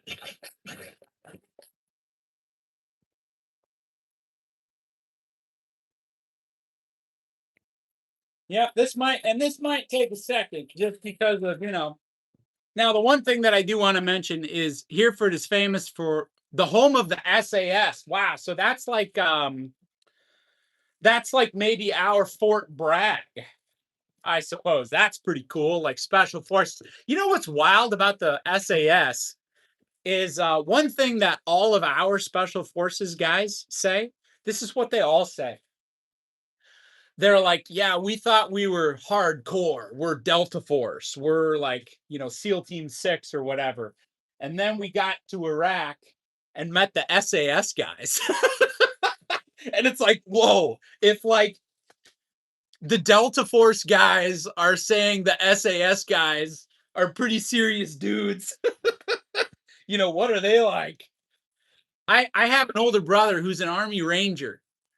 Um, and yeah, just incredible, incredible. I think pretty highly of those guys. They're intense. Um, so all right, now the one thing that I was gonna say is after you get to a certain point, you don't want to finish a side and then flip to the other side because you'll end up with an uneven bit. So you want to get it pretty close on one side, then flip it and get it pretty close and then dial it in. Yeah, special air service. Yeah, those guys are pretty intense. Yeah, and I was watching this one interview from a guy, and he was a pretty young guy. I think he was a SEAL, and he was saying that when he first got to Iraq, he was kind of goofing around a little bit and like made some kind of not even really that serious comment, but like a comment about the Queen or something. And he said the SAS guys did not think that was very funny. Not at all. And he was like, oh, okay. All right. I guess that one's off limits. We don't do that around those guys.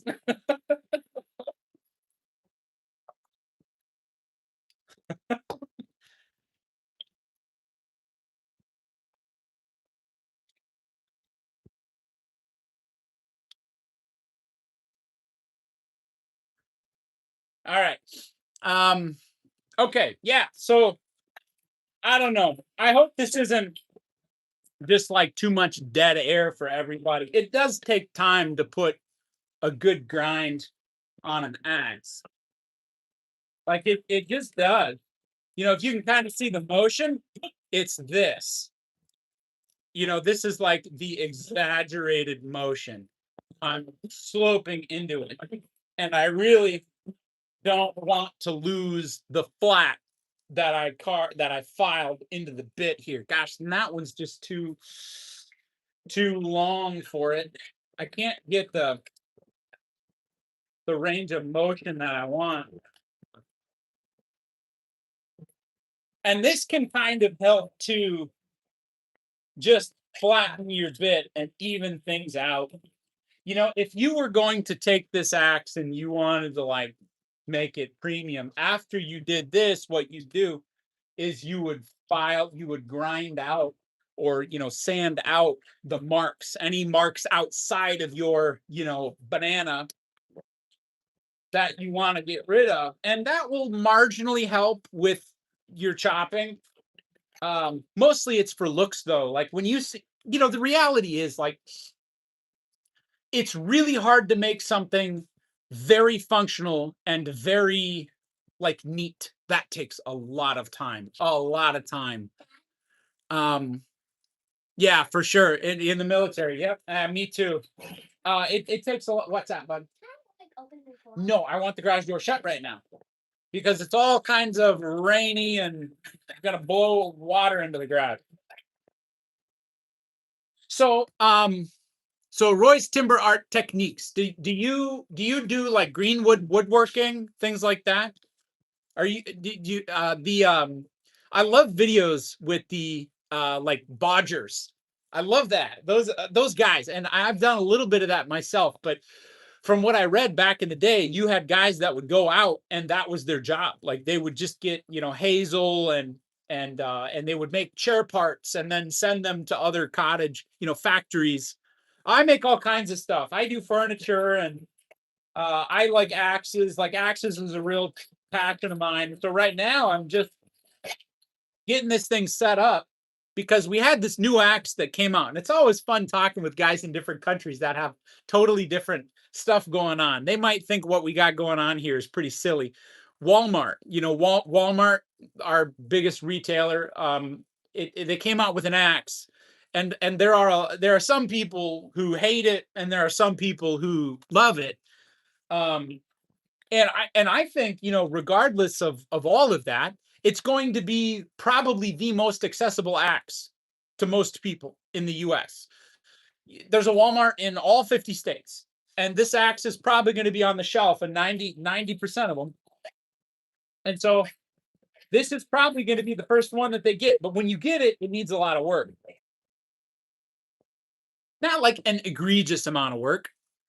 Wood carving is great for your yeah, I know, me too. I love wood carving. I mean woodworking too. I like the old traditional joints, especially the furniture joints. Um, I love making chairs, and I don't make anything super fancy. Like there are guys that make beautiful Windsor chairs. I mean, like that should be in museums. I'm not quite there yet, but I love it. You know, you don't have to be the best at your hobbies, right? Kind of the way I feel, anyways. As long as you're getting out there, staying active, learning something, having fun, passing a little bit of knowledge on to the next generation. That's what counts. You know, and I think if certain people had their way, we'd all be strapped to a chair with a tube in one end and a tube out the other, and it's just like anything that is real, woodworking, metalworking, making stuff, fixing stuff. Like that's how I'm getting a look. Sorry. All right. So my wife stepped in at just the wrong time. It hasn't always been like that. I wasn't always doom and gloom. No.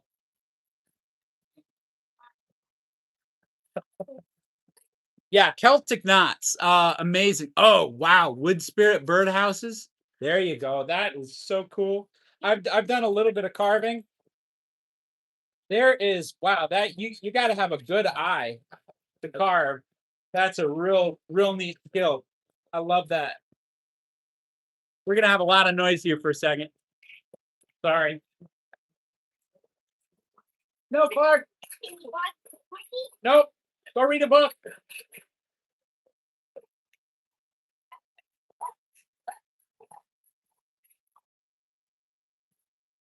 All right. So we're actually getting dangerously close. I want to tantalize everyone not to oh, hold on. My wife's about to run over a tomato plant. Hold on. Hang on. Hold on.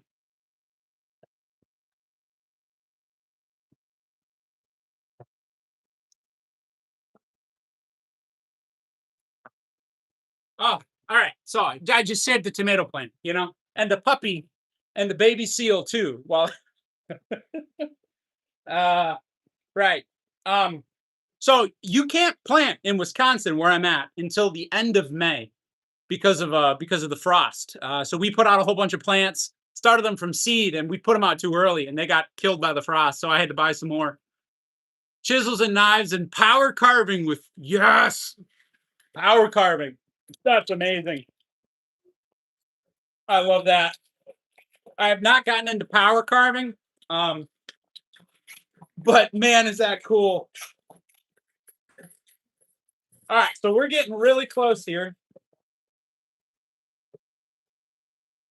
Hey, out of curiosity, Roy's, what's the price of gas where you're at now?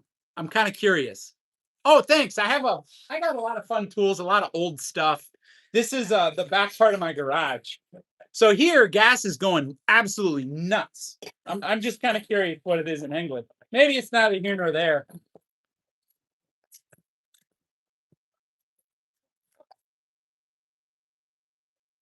All right, so we're getting it close to dialed in. Now this is going to take progressively forever. Oh, thanks, dude. I'll subscribe to yours. Let me see if I can get that here. This is going to take progressively forever. Okay, I can't subscribe now. I'll have to do it after the live. Because the closer that you get to the apex, the more metal that you have to take off of the rest of the bit. So it's actually, the closer you get, the harder it is. It's like the exact opposite of most other things when you file an axe. So I don't know if you guys have probably been on. I've been enjoying the axe lives. I feel like Mill Creek had something to do. Do you have something finished to show? Well, not right now next to me, unfortunately. I just finished one. Oh, well, actually, I don't have any furniture that I just finished now. But I made this broad axe handle this last week, and check that out. Look at the bend. So I steam bent it, and hung this bad boy. This is 8.5 pounds. It's huge. I just and my sheath, which, gosh, the leather that I had was so thick that I had to thin it down to even use rivets. I'm hewing right now. What I'd like to do is get into timber framing, like as a business. Construction really is what that would be. And that's where I'm trying to aim things. I've been making a lot of furniture, but furniture is hard. Not necessarily making it. You can be the best furniture maker in the world, but if you don't have clientele, you're not selling any furniture. And so I would go from big project to big project, and there was often nothing in between that made it really hard. And I've done sawmilling, and ideally I'd like to get into a business where I can make furniture, I can sawmill lumber, I can do all of it. Fuel is about 160 for petrol and 190 for diesel per liter. Yeah, so we are approaching that, but not quite as high. That is just incredible. It's gas here is 460 a gallon. So I don't know what that would be. It'd be four 15 a liter, a dollar 15 a liter, which is not quite a buck 60, but getting there. Wow, getting there.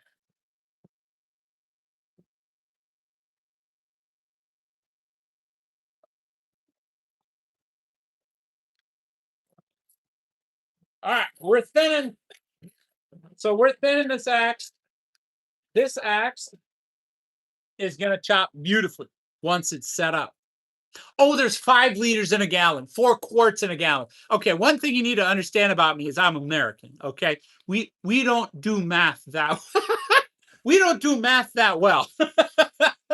We measure things in 9mm casings and hot dog bun lengths. You know.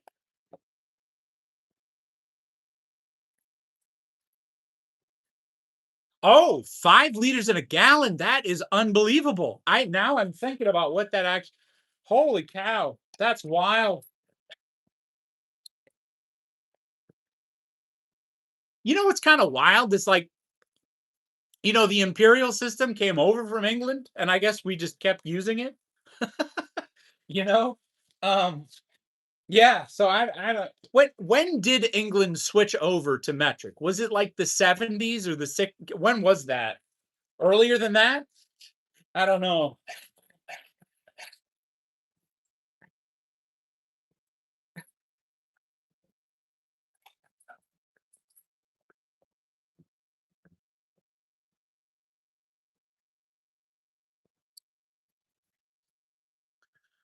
Yeah, 5 liters in a gallon, man, and at a buck 90, you got to be really careful when you fill up and get every last drop. I want to go to England. It's yeah, exactly. 2 electric vehicles. I know. So they can put a kill switch in it, and yep. Yeah. So we're getting this file, and I'm actually getting really, really close. Like we're getting there. Now you're going to be tempted once you get close to just buzz the edge, put like a huge micro bevel, and be like, "Perfect, I'm done." But don't do it. Don't do it. You can kind of cheat, but what you're going to do is you're going to ruin the nice profile, that nice convex that's going to want to chop really deep, but still not stick. Um, so I mean, yeah, we're like so close, but this is also the part that might take a little bit of time. It's gonna be worth it, I promise. Oh, every time I've ever cut myself filing an act, I've been doing exactly that thing. I go a little bit too far, and then I push in every single time I've ever cut myself doing an act. All right, maybe I'll show you where we're at now. We'll do a little like progress check. Here's where we're at now. We got one side. Diesel is $9.50 a gallon. That's unbelievable. Here we got it.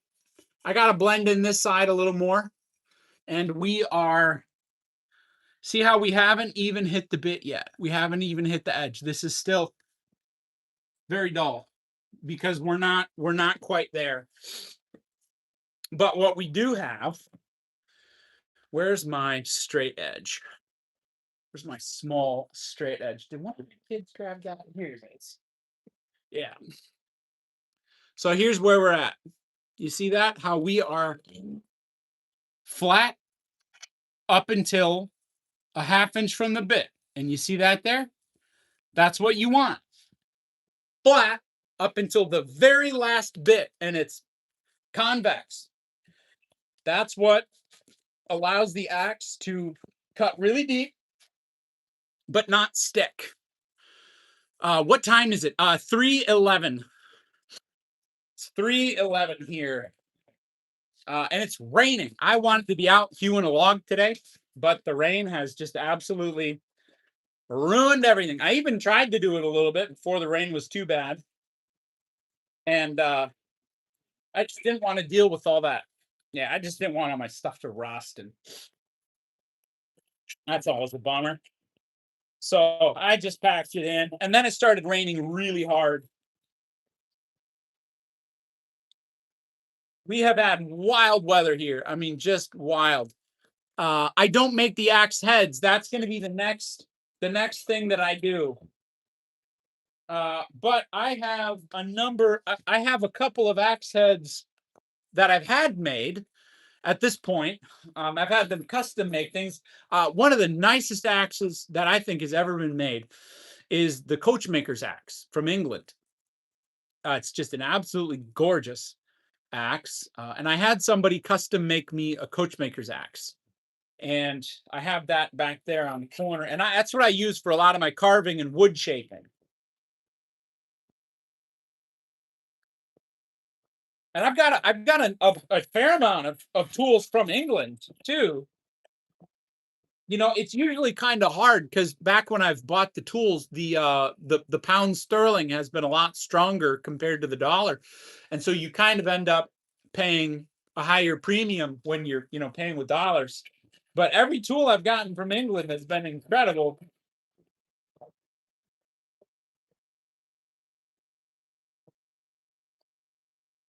So we're getting there. Let's check our bevel. Now is maybe a good time to see where we're at. So we are, I'd say about 23, which I think at this stage is really where you want to be. You want to be when you're almost there. You want to be about 23 degrees because you can take a couple degrees off and that puts you in that 20 to 21 degree bevel range. That's where you want. That's where you want to be. It's exactly where you want to be.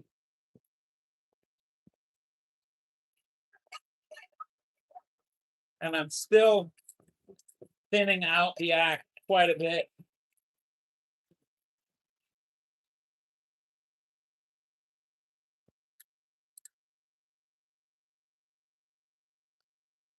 Thinning that down.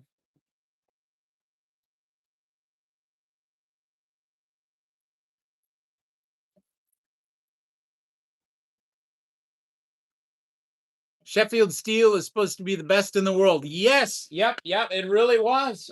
We got all of our steel from England pretty much up until the later half of the 1800s.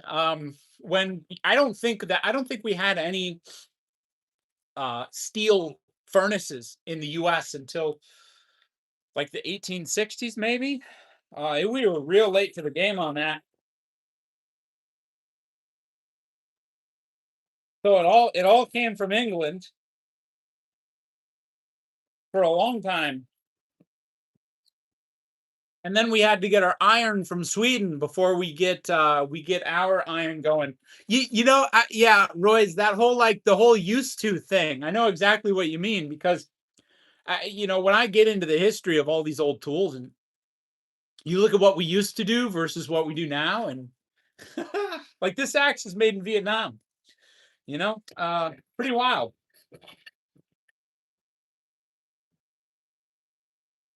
And that doesn't mean that it's a bad axe at all. It really doesn't. I think it's crazy that you can make an axe in Vietnam with an American hickory handle, ship it to the US and sell it for $50. Like that's incredible.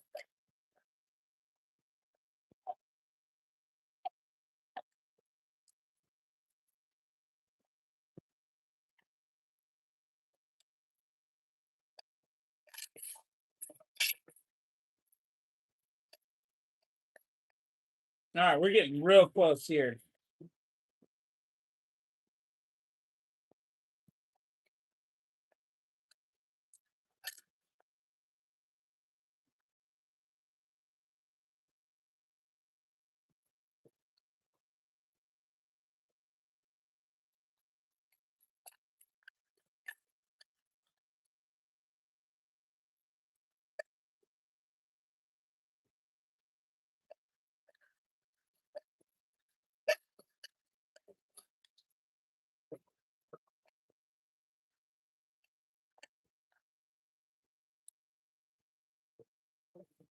I'm in the mode. I'm in the zone.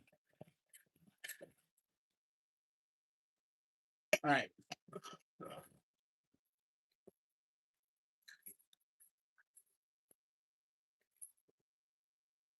Just chew that up a little bit. Um, yeah, AI, right. Yeah. I know. Who knows? You know, late stage capitalism.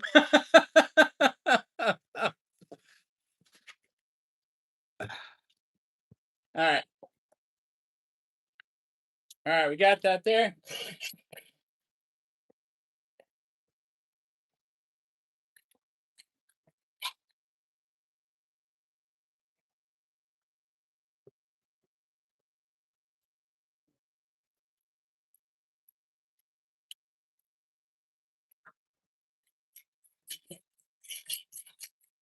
Yep, we're getting close. Um, yeah. So what are you guys all up to? We got the dedicated axeman here. Man, I found some great axes the other day. I found this ice axe.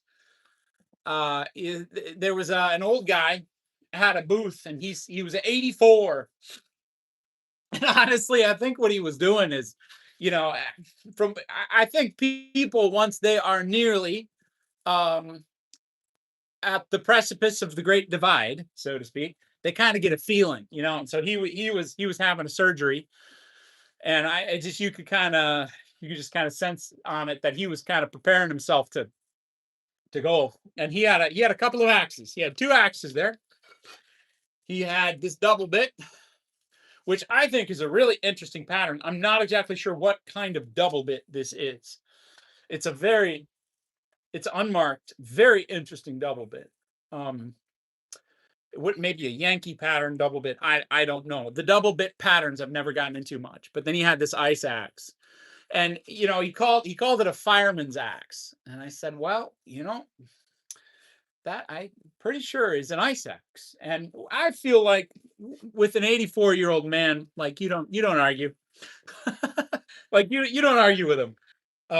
They've earned the right to you know say what they want. But um it was interesting.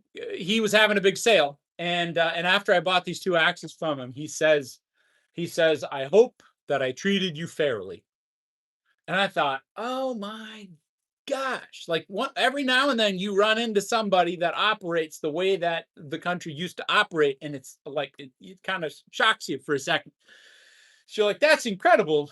That attitude from his generation. They used to care a lot about treating people fairly. They wanted to do that. Like it's if I had a time machine, you know what I'd do? I would go back in time, and I would take as many. I'd go back to like maybe I'd go back to like the 40s, 30s or 40s, and I'd take everybody that I can fit in the time machine, just bring them back to the modern era, and they'd sort it out. They'd sort it out. It wouldn't take long. I hope I treated you fairly. That was very important to him.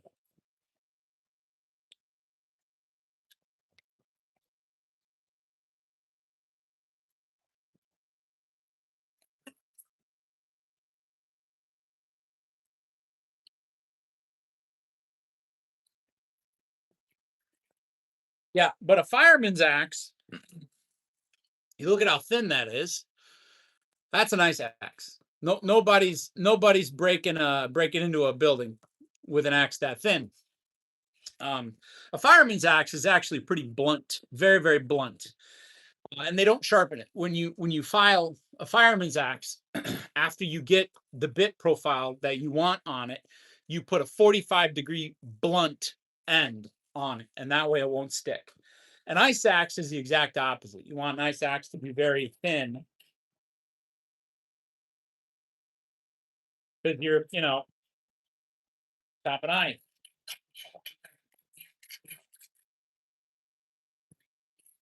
And then there's a pick on it, which you would use to move the blocks around.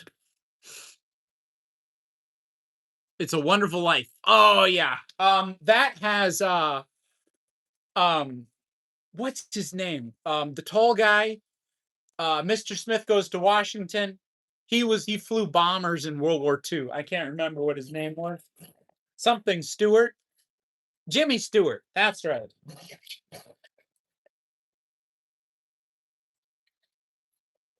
Yeah, so we're gonna get this filed. We're gonna get her. And yeah, and he flew like 50 combat missions in World War II, bomber missions.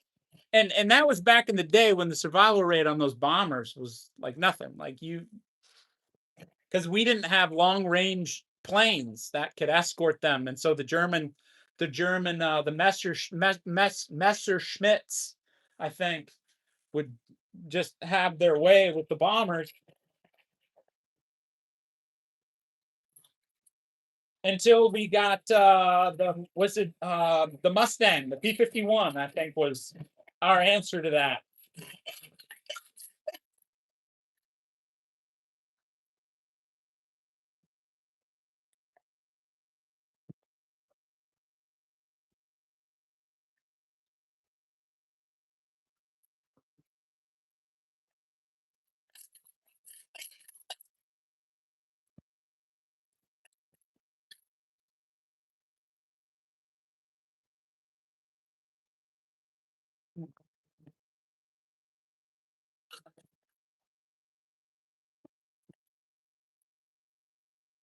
Let's see where we're at now. Yeah, James Stewart. Yep. Yep. What a guy. So we are probably yeah, we need to be thinner back here. Thin out those cheeks a little bit more in here.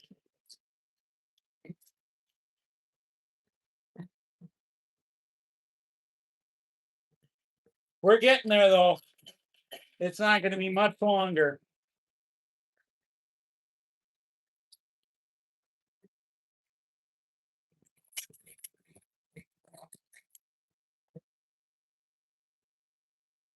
Yeah, so YouTube's changing their algorithm so much that it almost feels like the way to do it anymore is to do a live and then to make a video from the live and then clip shorts from all of the above. That seems to be what they kind of want. So I'm going to give that a shot. We're going to see what happens.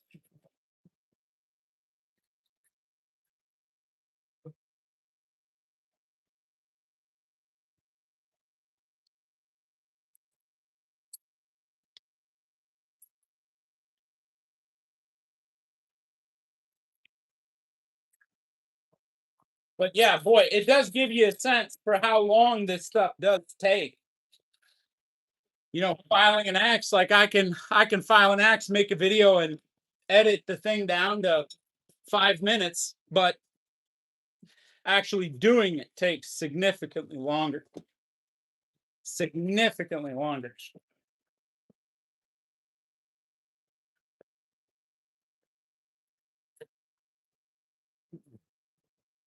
But then I think there's also maybe a little bit of merit if somebody has the time to hanging out and seeing exactly how long it does take, because then that gives you a little bit of perspective. On YouTube, I can make everything look good, and I can make it fast and easy, and make myself seem a lot more confident with hindsight.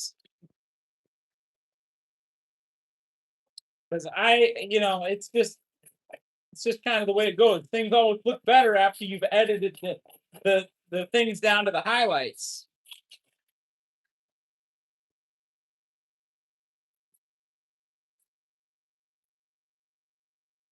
We're getting there.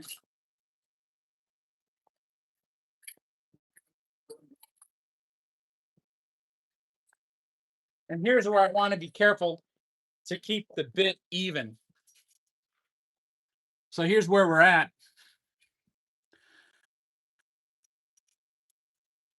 I've got this convex here.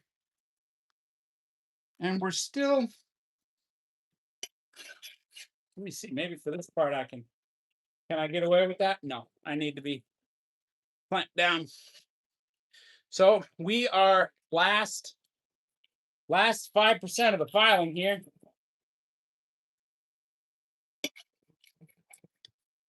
We're getting everything nice and thinned down.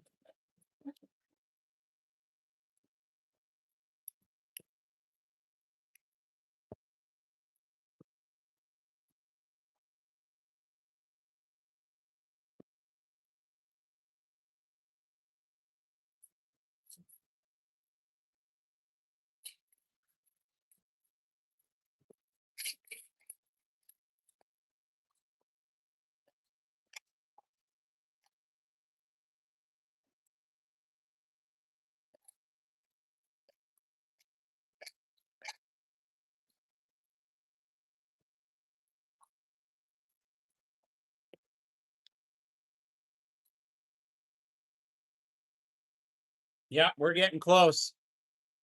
Yeah, right. Oh, I know. Oh, so I've been making axes for a long time. Gosh, I don't know.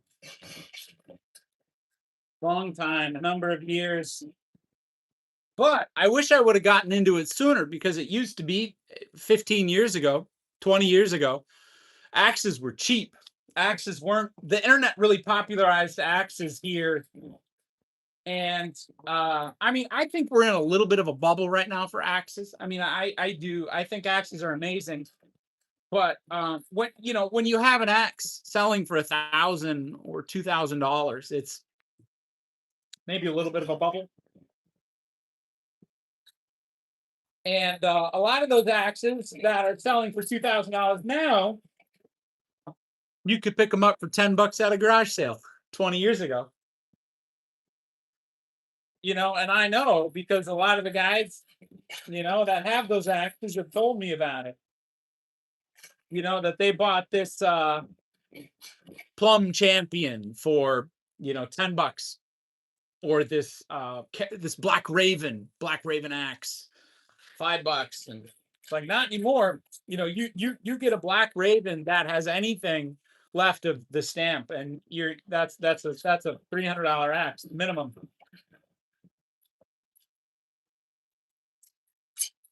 And I guess that's fine, because I'm not a collector at all, and so it doesn't affect me in any way. And maybe those axes should be in the hands of collectors. But when you have an axe that commands a $1,500 price tag, it does kind of tend to make all other axes more expensive along with it. But still, there are deals to be had. I buy axes for $10, $5 all the time. And that's not changing. It's just, you're not going to find them on eBay. You're not going to find a $5 axe on eBay.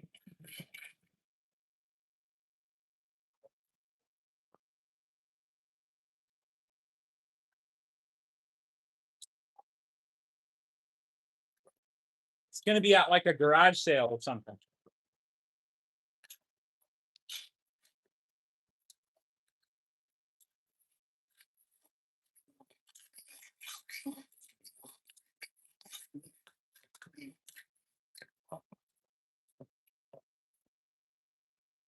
So let's see. Let's get that there. Ooh, that's coming along nice.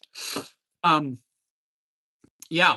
So I don't know. Is this style of video I don't know. I'm still trying to figure it out.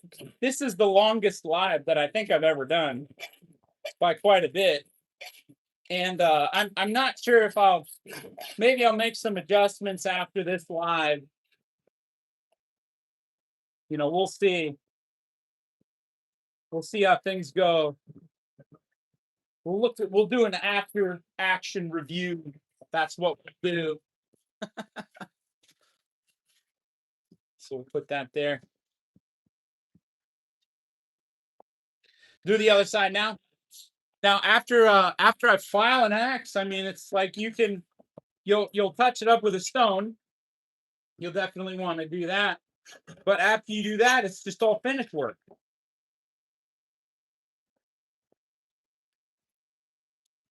It's like how, you know, what level of finish do you want on? Do you want to polish or make a mirror finish? You can definitely do that.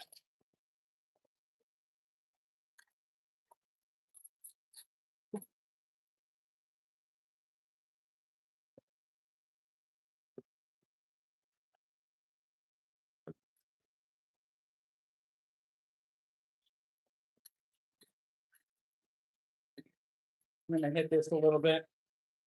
I am maybe going to cheat just a bit on this side and then blend it back.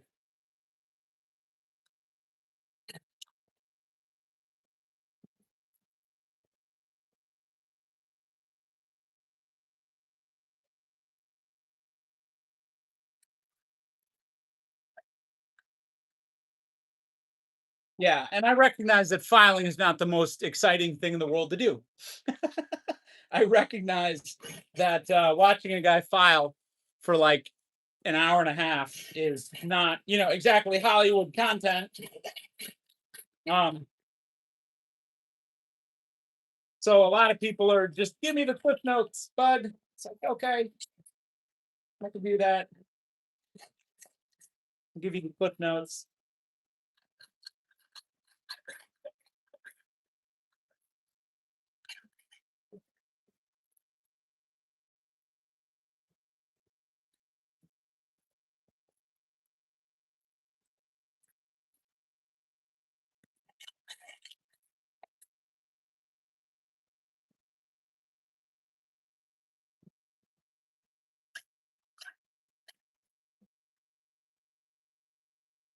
We're getting close there. I do need to throw a clamp on again.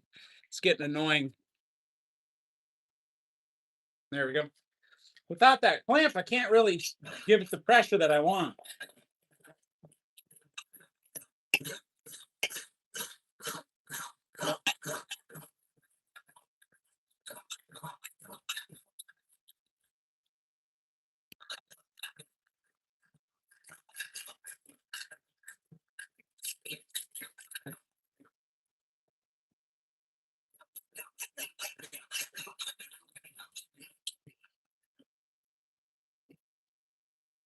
Yeah, we're getting there.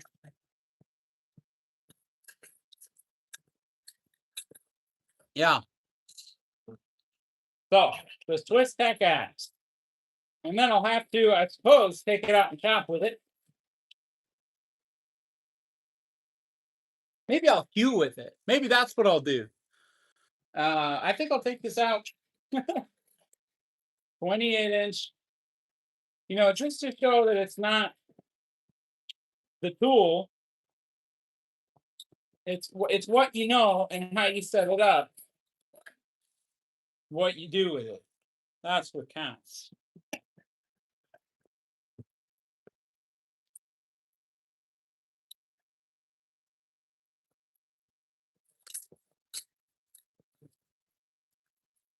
You know, and I see a lot of the time, even on old axes, they're not set up right.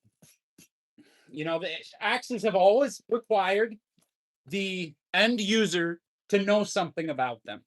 That you have always had to finish your axe. You could pay a whole bunch extra. You can see this in the old catalogs where you could buy a ground and unground or a ground and fully polished axe head.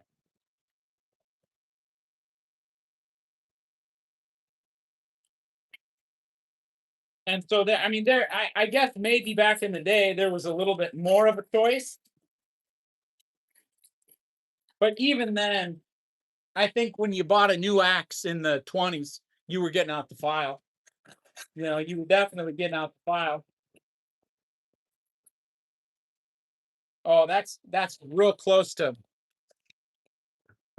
being there. I think this is I think after this, not to lock myself into any timeline, and I cannot complete, but I think we're getting real close here.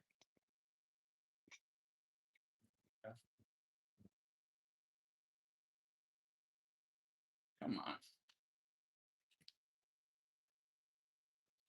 What's up, bud? What do you have there? Oh, I got my bottom clamp all kitty wampus. Rubber band necklace. Dude. I made it with two rubber bands on each like. Yeah? So it's extra strong, but it's twice as good as it would have been barely used. That is so cool. I love that. Let's see. Yep. All right. Yeah, I think after this one, we're going to get it.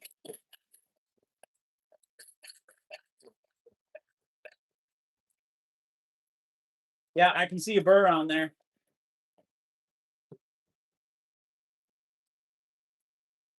Once you got the burr, you're there. Yeah.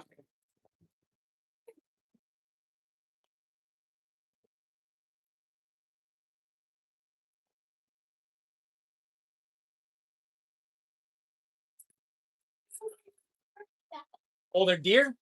So Oh, they see you and run away? so many. Ooh. We got deer in the backyard. Unfortunately, they're out of season.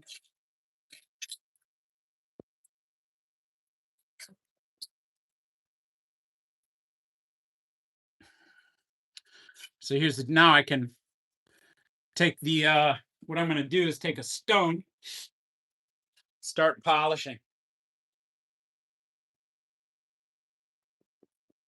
And this is where you can blend everything together. You know, what I like to do is stay flat on the cheeks. You know, you take your stone and you're just going flat. And you can even go back into the head somewhat.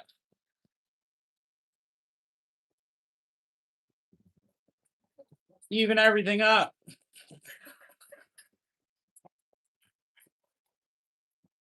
And what I like is kerosene. I really like kerosene. It's a great solvent, a great oil, and it's cheap. I mean, at least it used to be cheap anyways. But this stone, the Norton stones are big enough to fit into a pickle jar. And I really like the Norton stones because I can dip them. Well, unfortunately, my wife was out here and she sat on my bench and knocked the stone on the ground, cracked it. So I'm out of, I need to get a new Norton stone.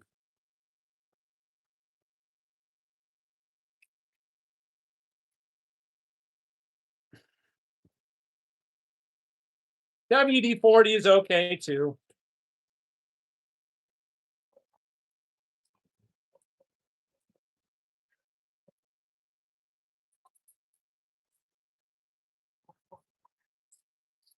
So we're going to get this going here.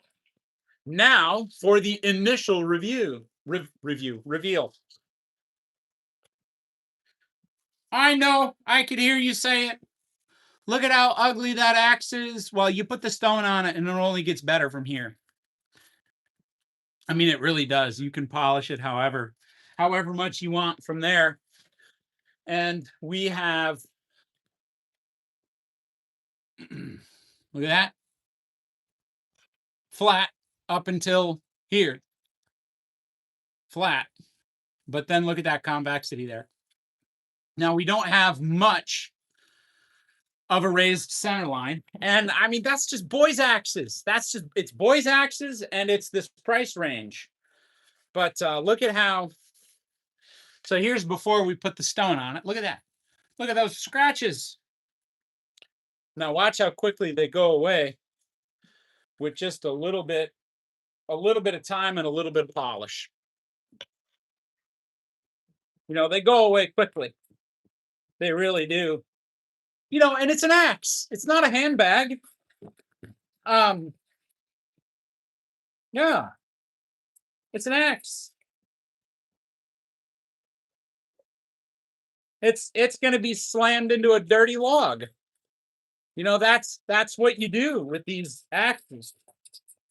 Um, and so you can make them look pretty, and you can get the scratches out, but you don't need to do a whole lot more than that.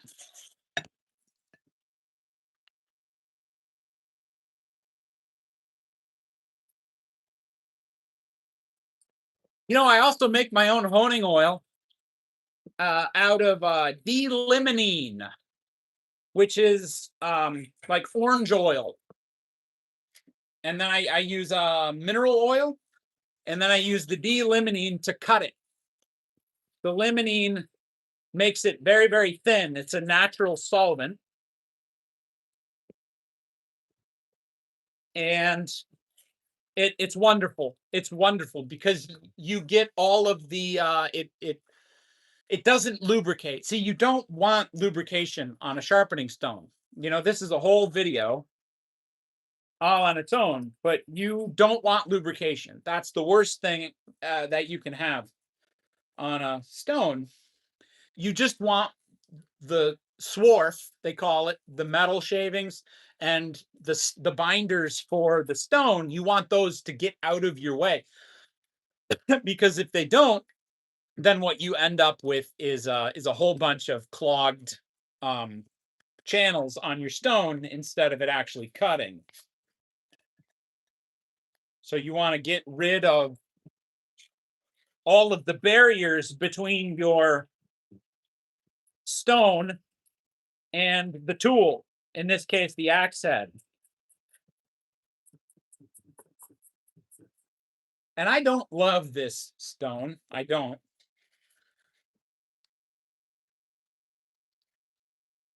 Just kind of is what it is. But here we go. You know, that's kind of the general idea. We can go up in grit. We can go up. Come on.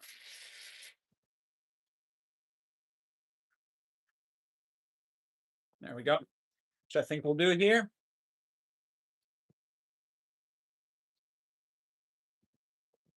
And from here, it's just finished work, really. That's all that it is. How polished do you want it to be?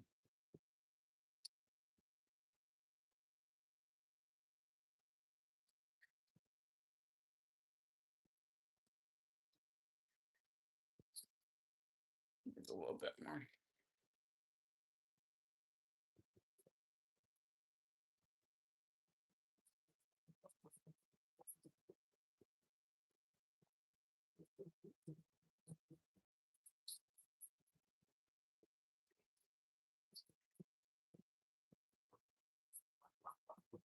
All right, there's one side.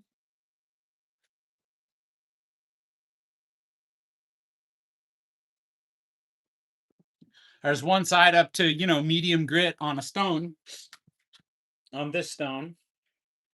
Anyways, and I don't know what that would be. This is probably like 400, maybe 600 on the fine side. Not a very fine stone at all.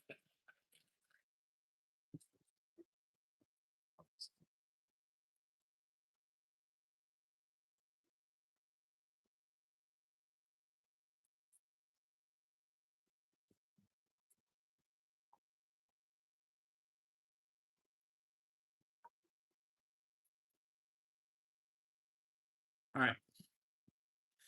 We got that. And I think I'll put a polish just because there are. Hey, what's up, man? Let's see. I don't know how to say. How do you say your name? Inoxio, maybe. Hopefully, I got that right. All right. So we're gonna use a strap. Oh, should probably have something more stable in a pickle jar for your strap.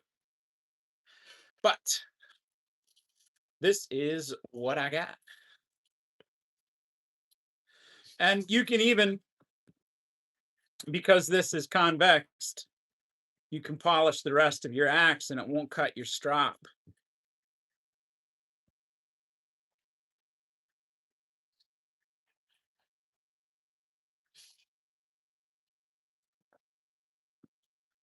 Do the same thing on the other side. We're going to polish that up.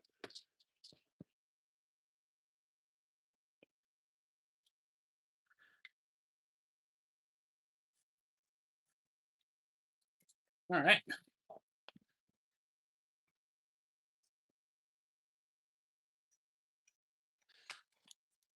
Check that out. There's your bit. There's your Swiss Tech axe, filed like you want it to be filed. This is, and I could even do a little bit more work on that bit, but to keep this from being, I don't know, like a 3-hour affair. So here you go. We got flat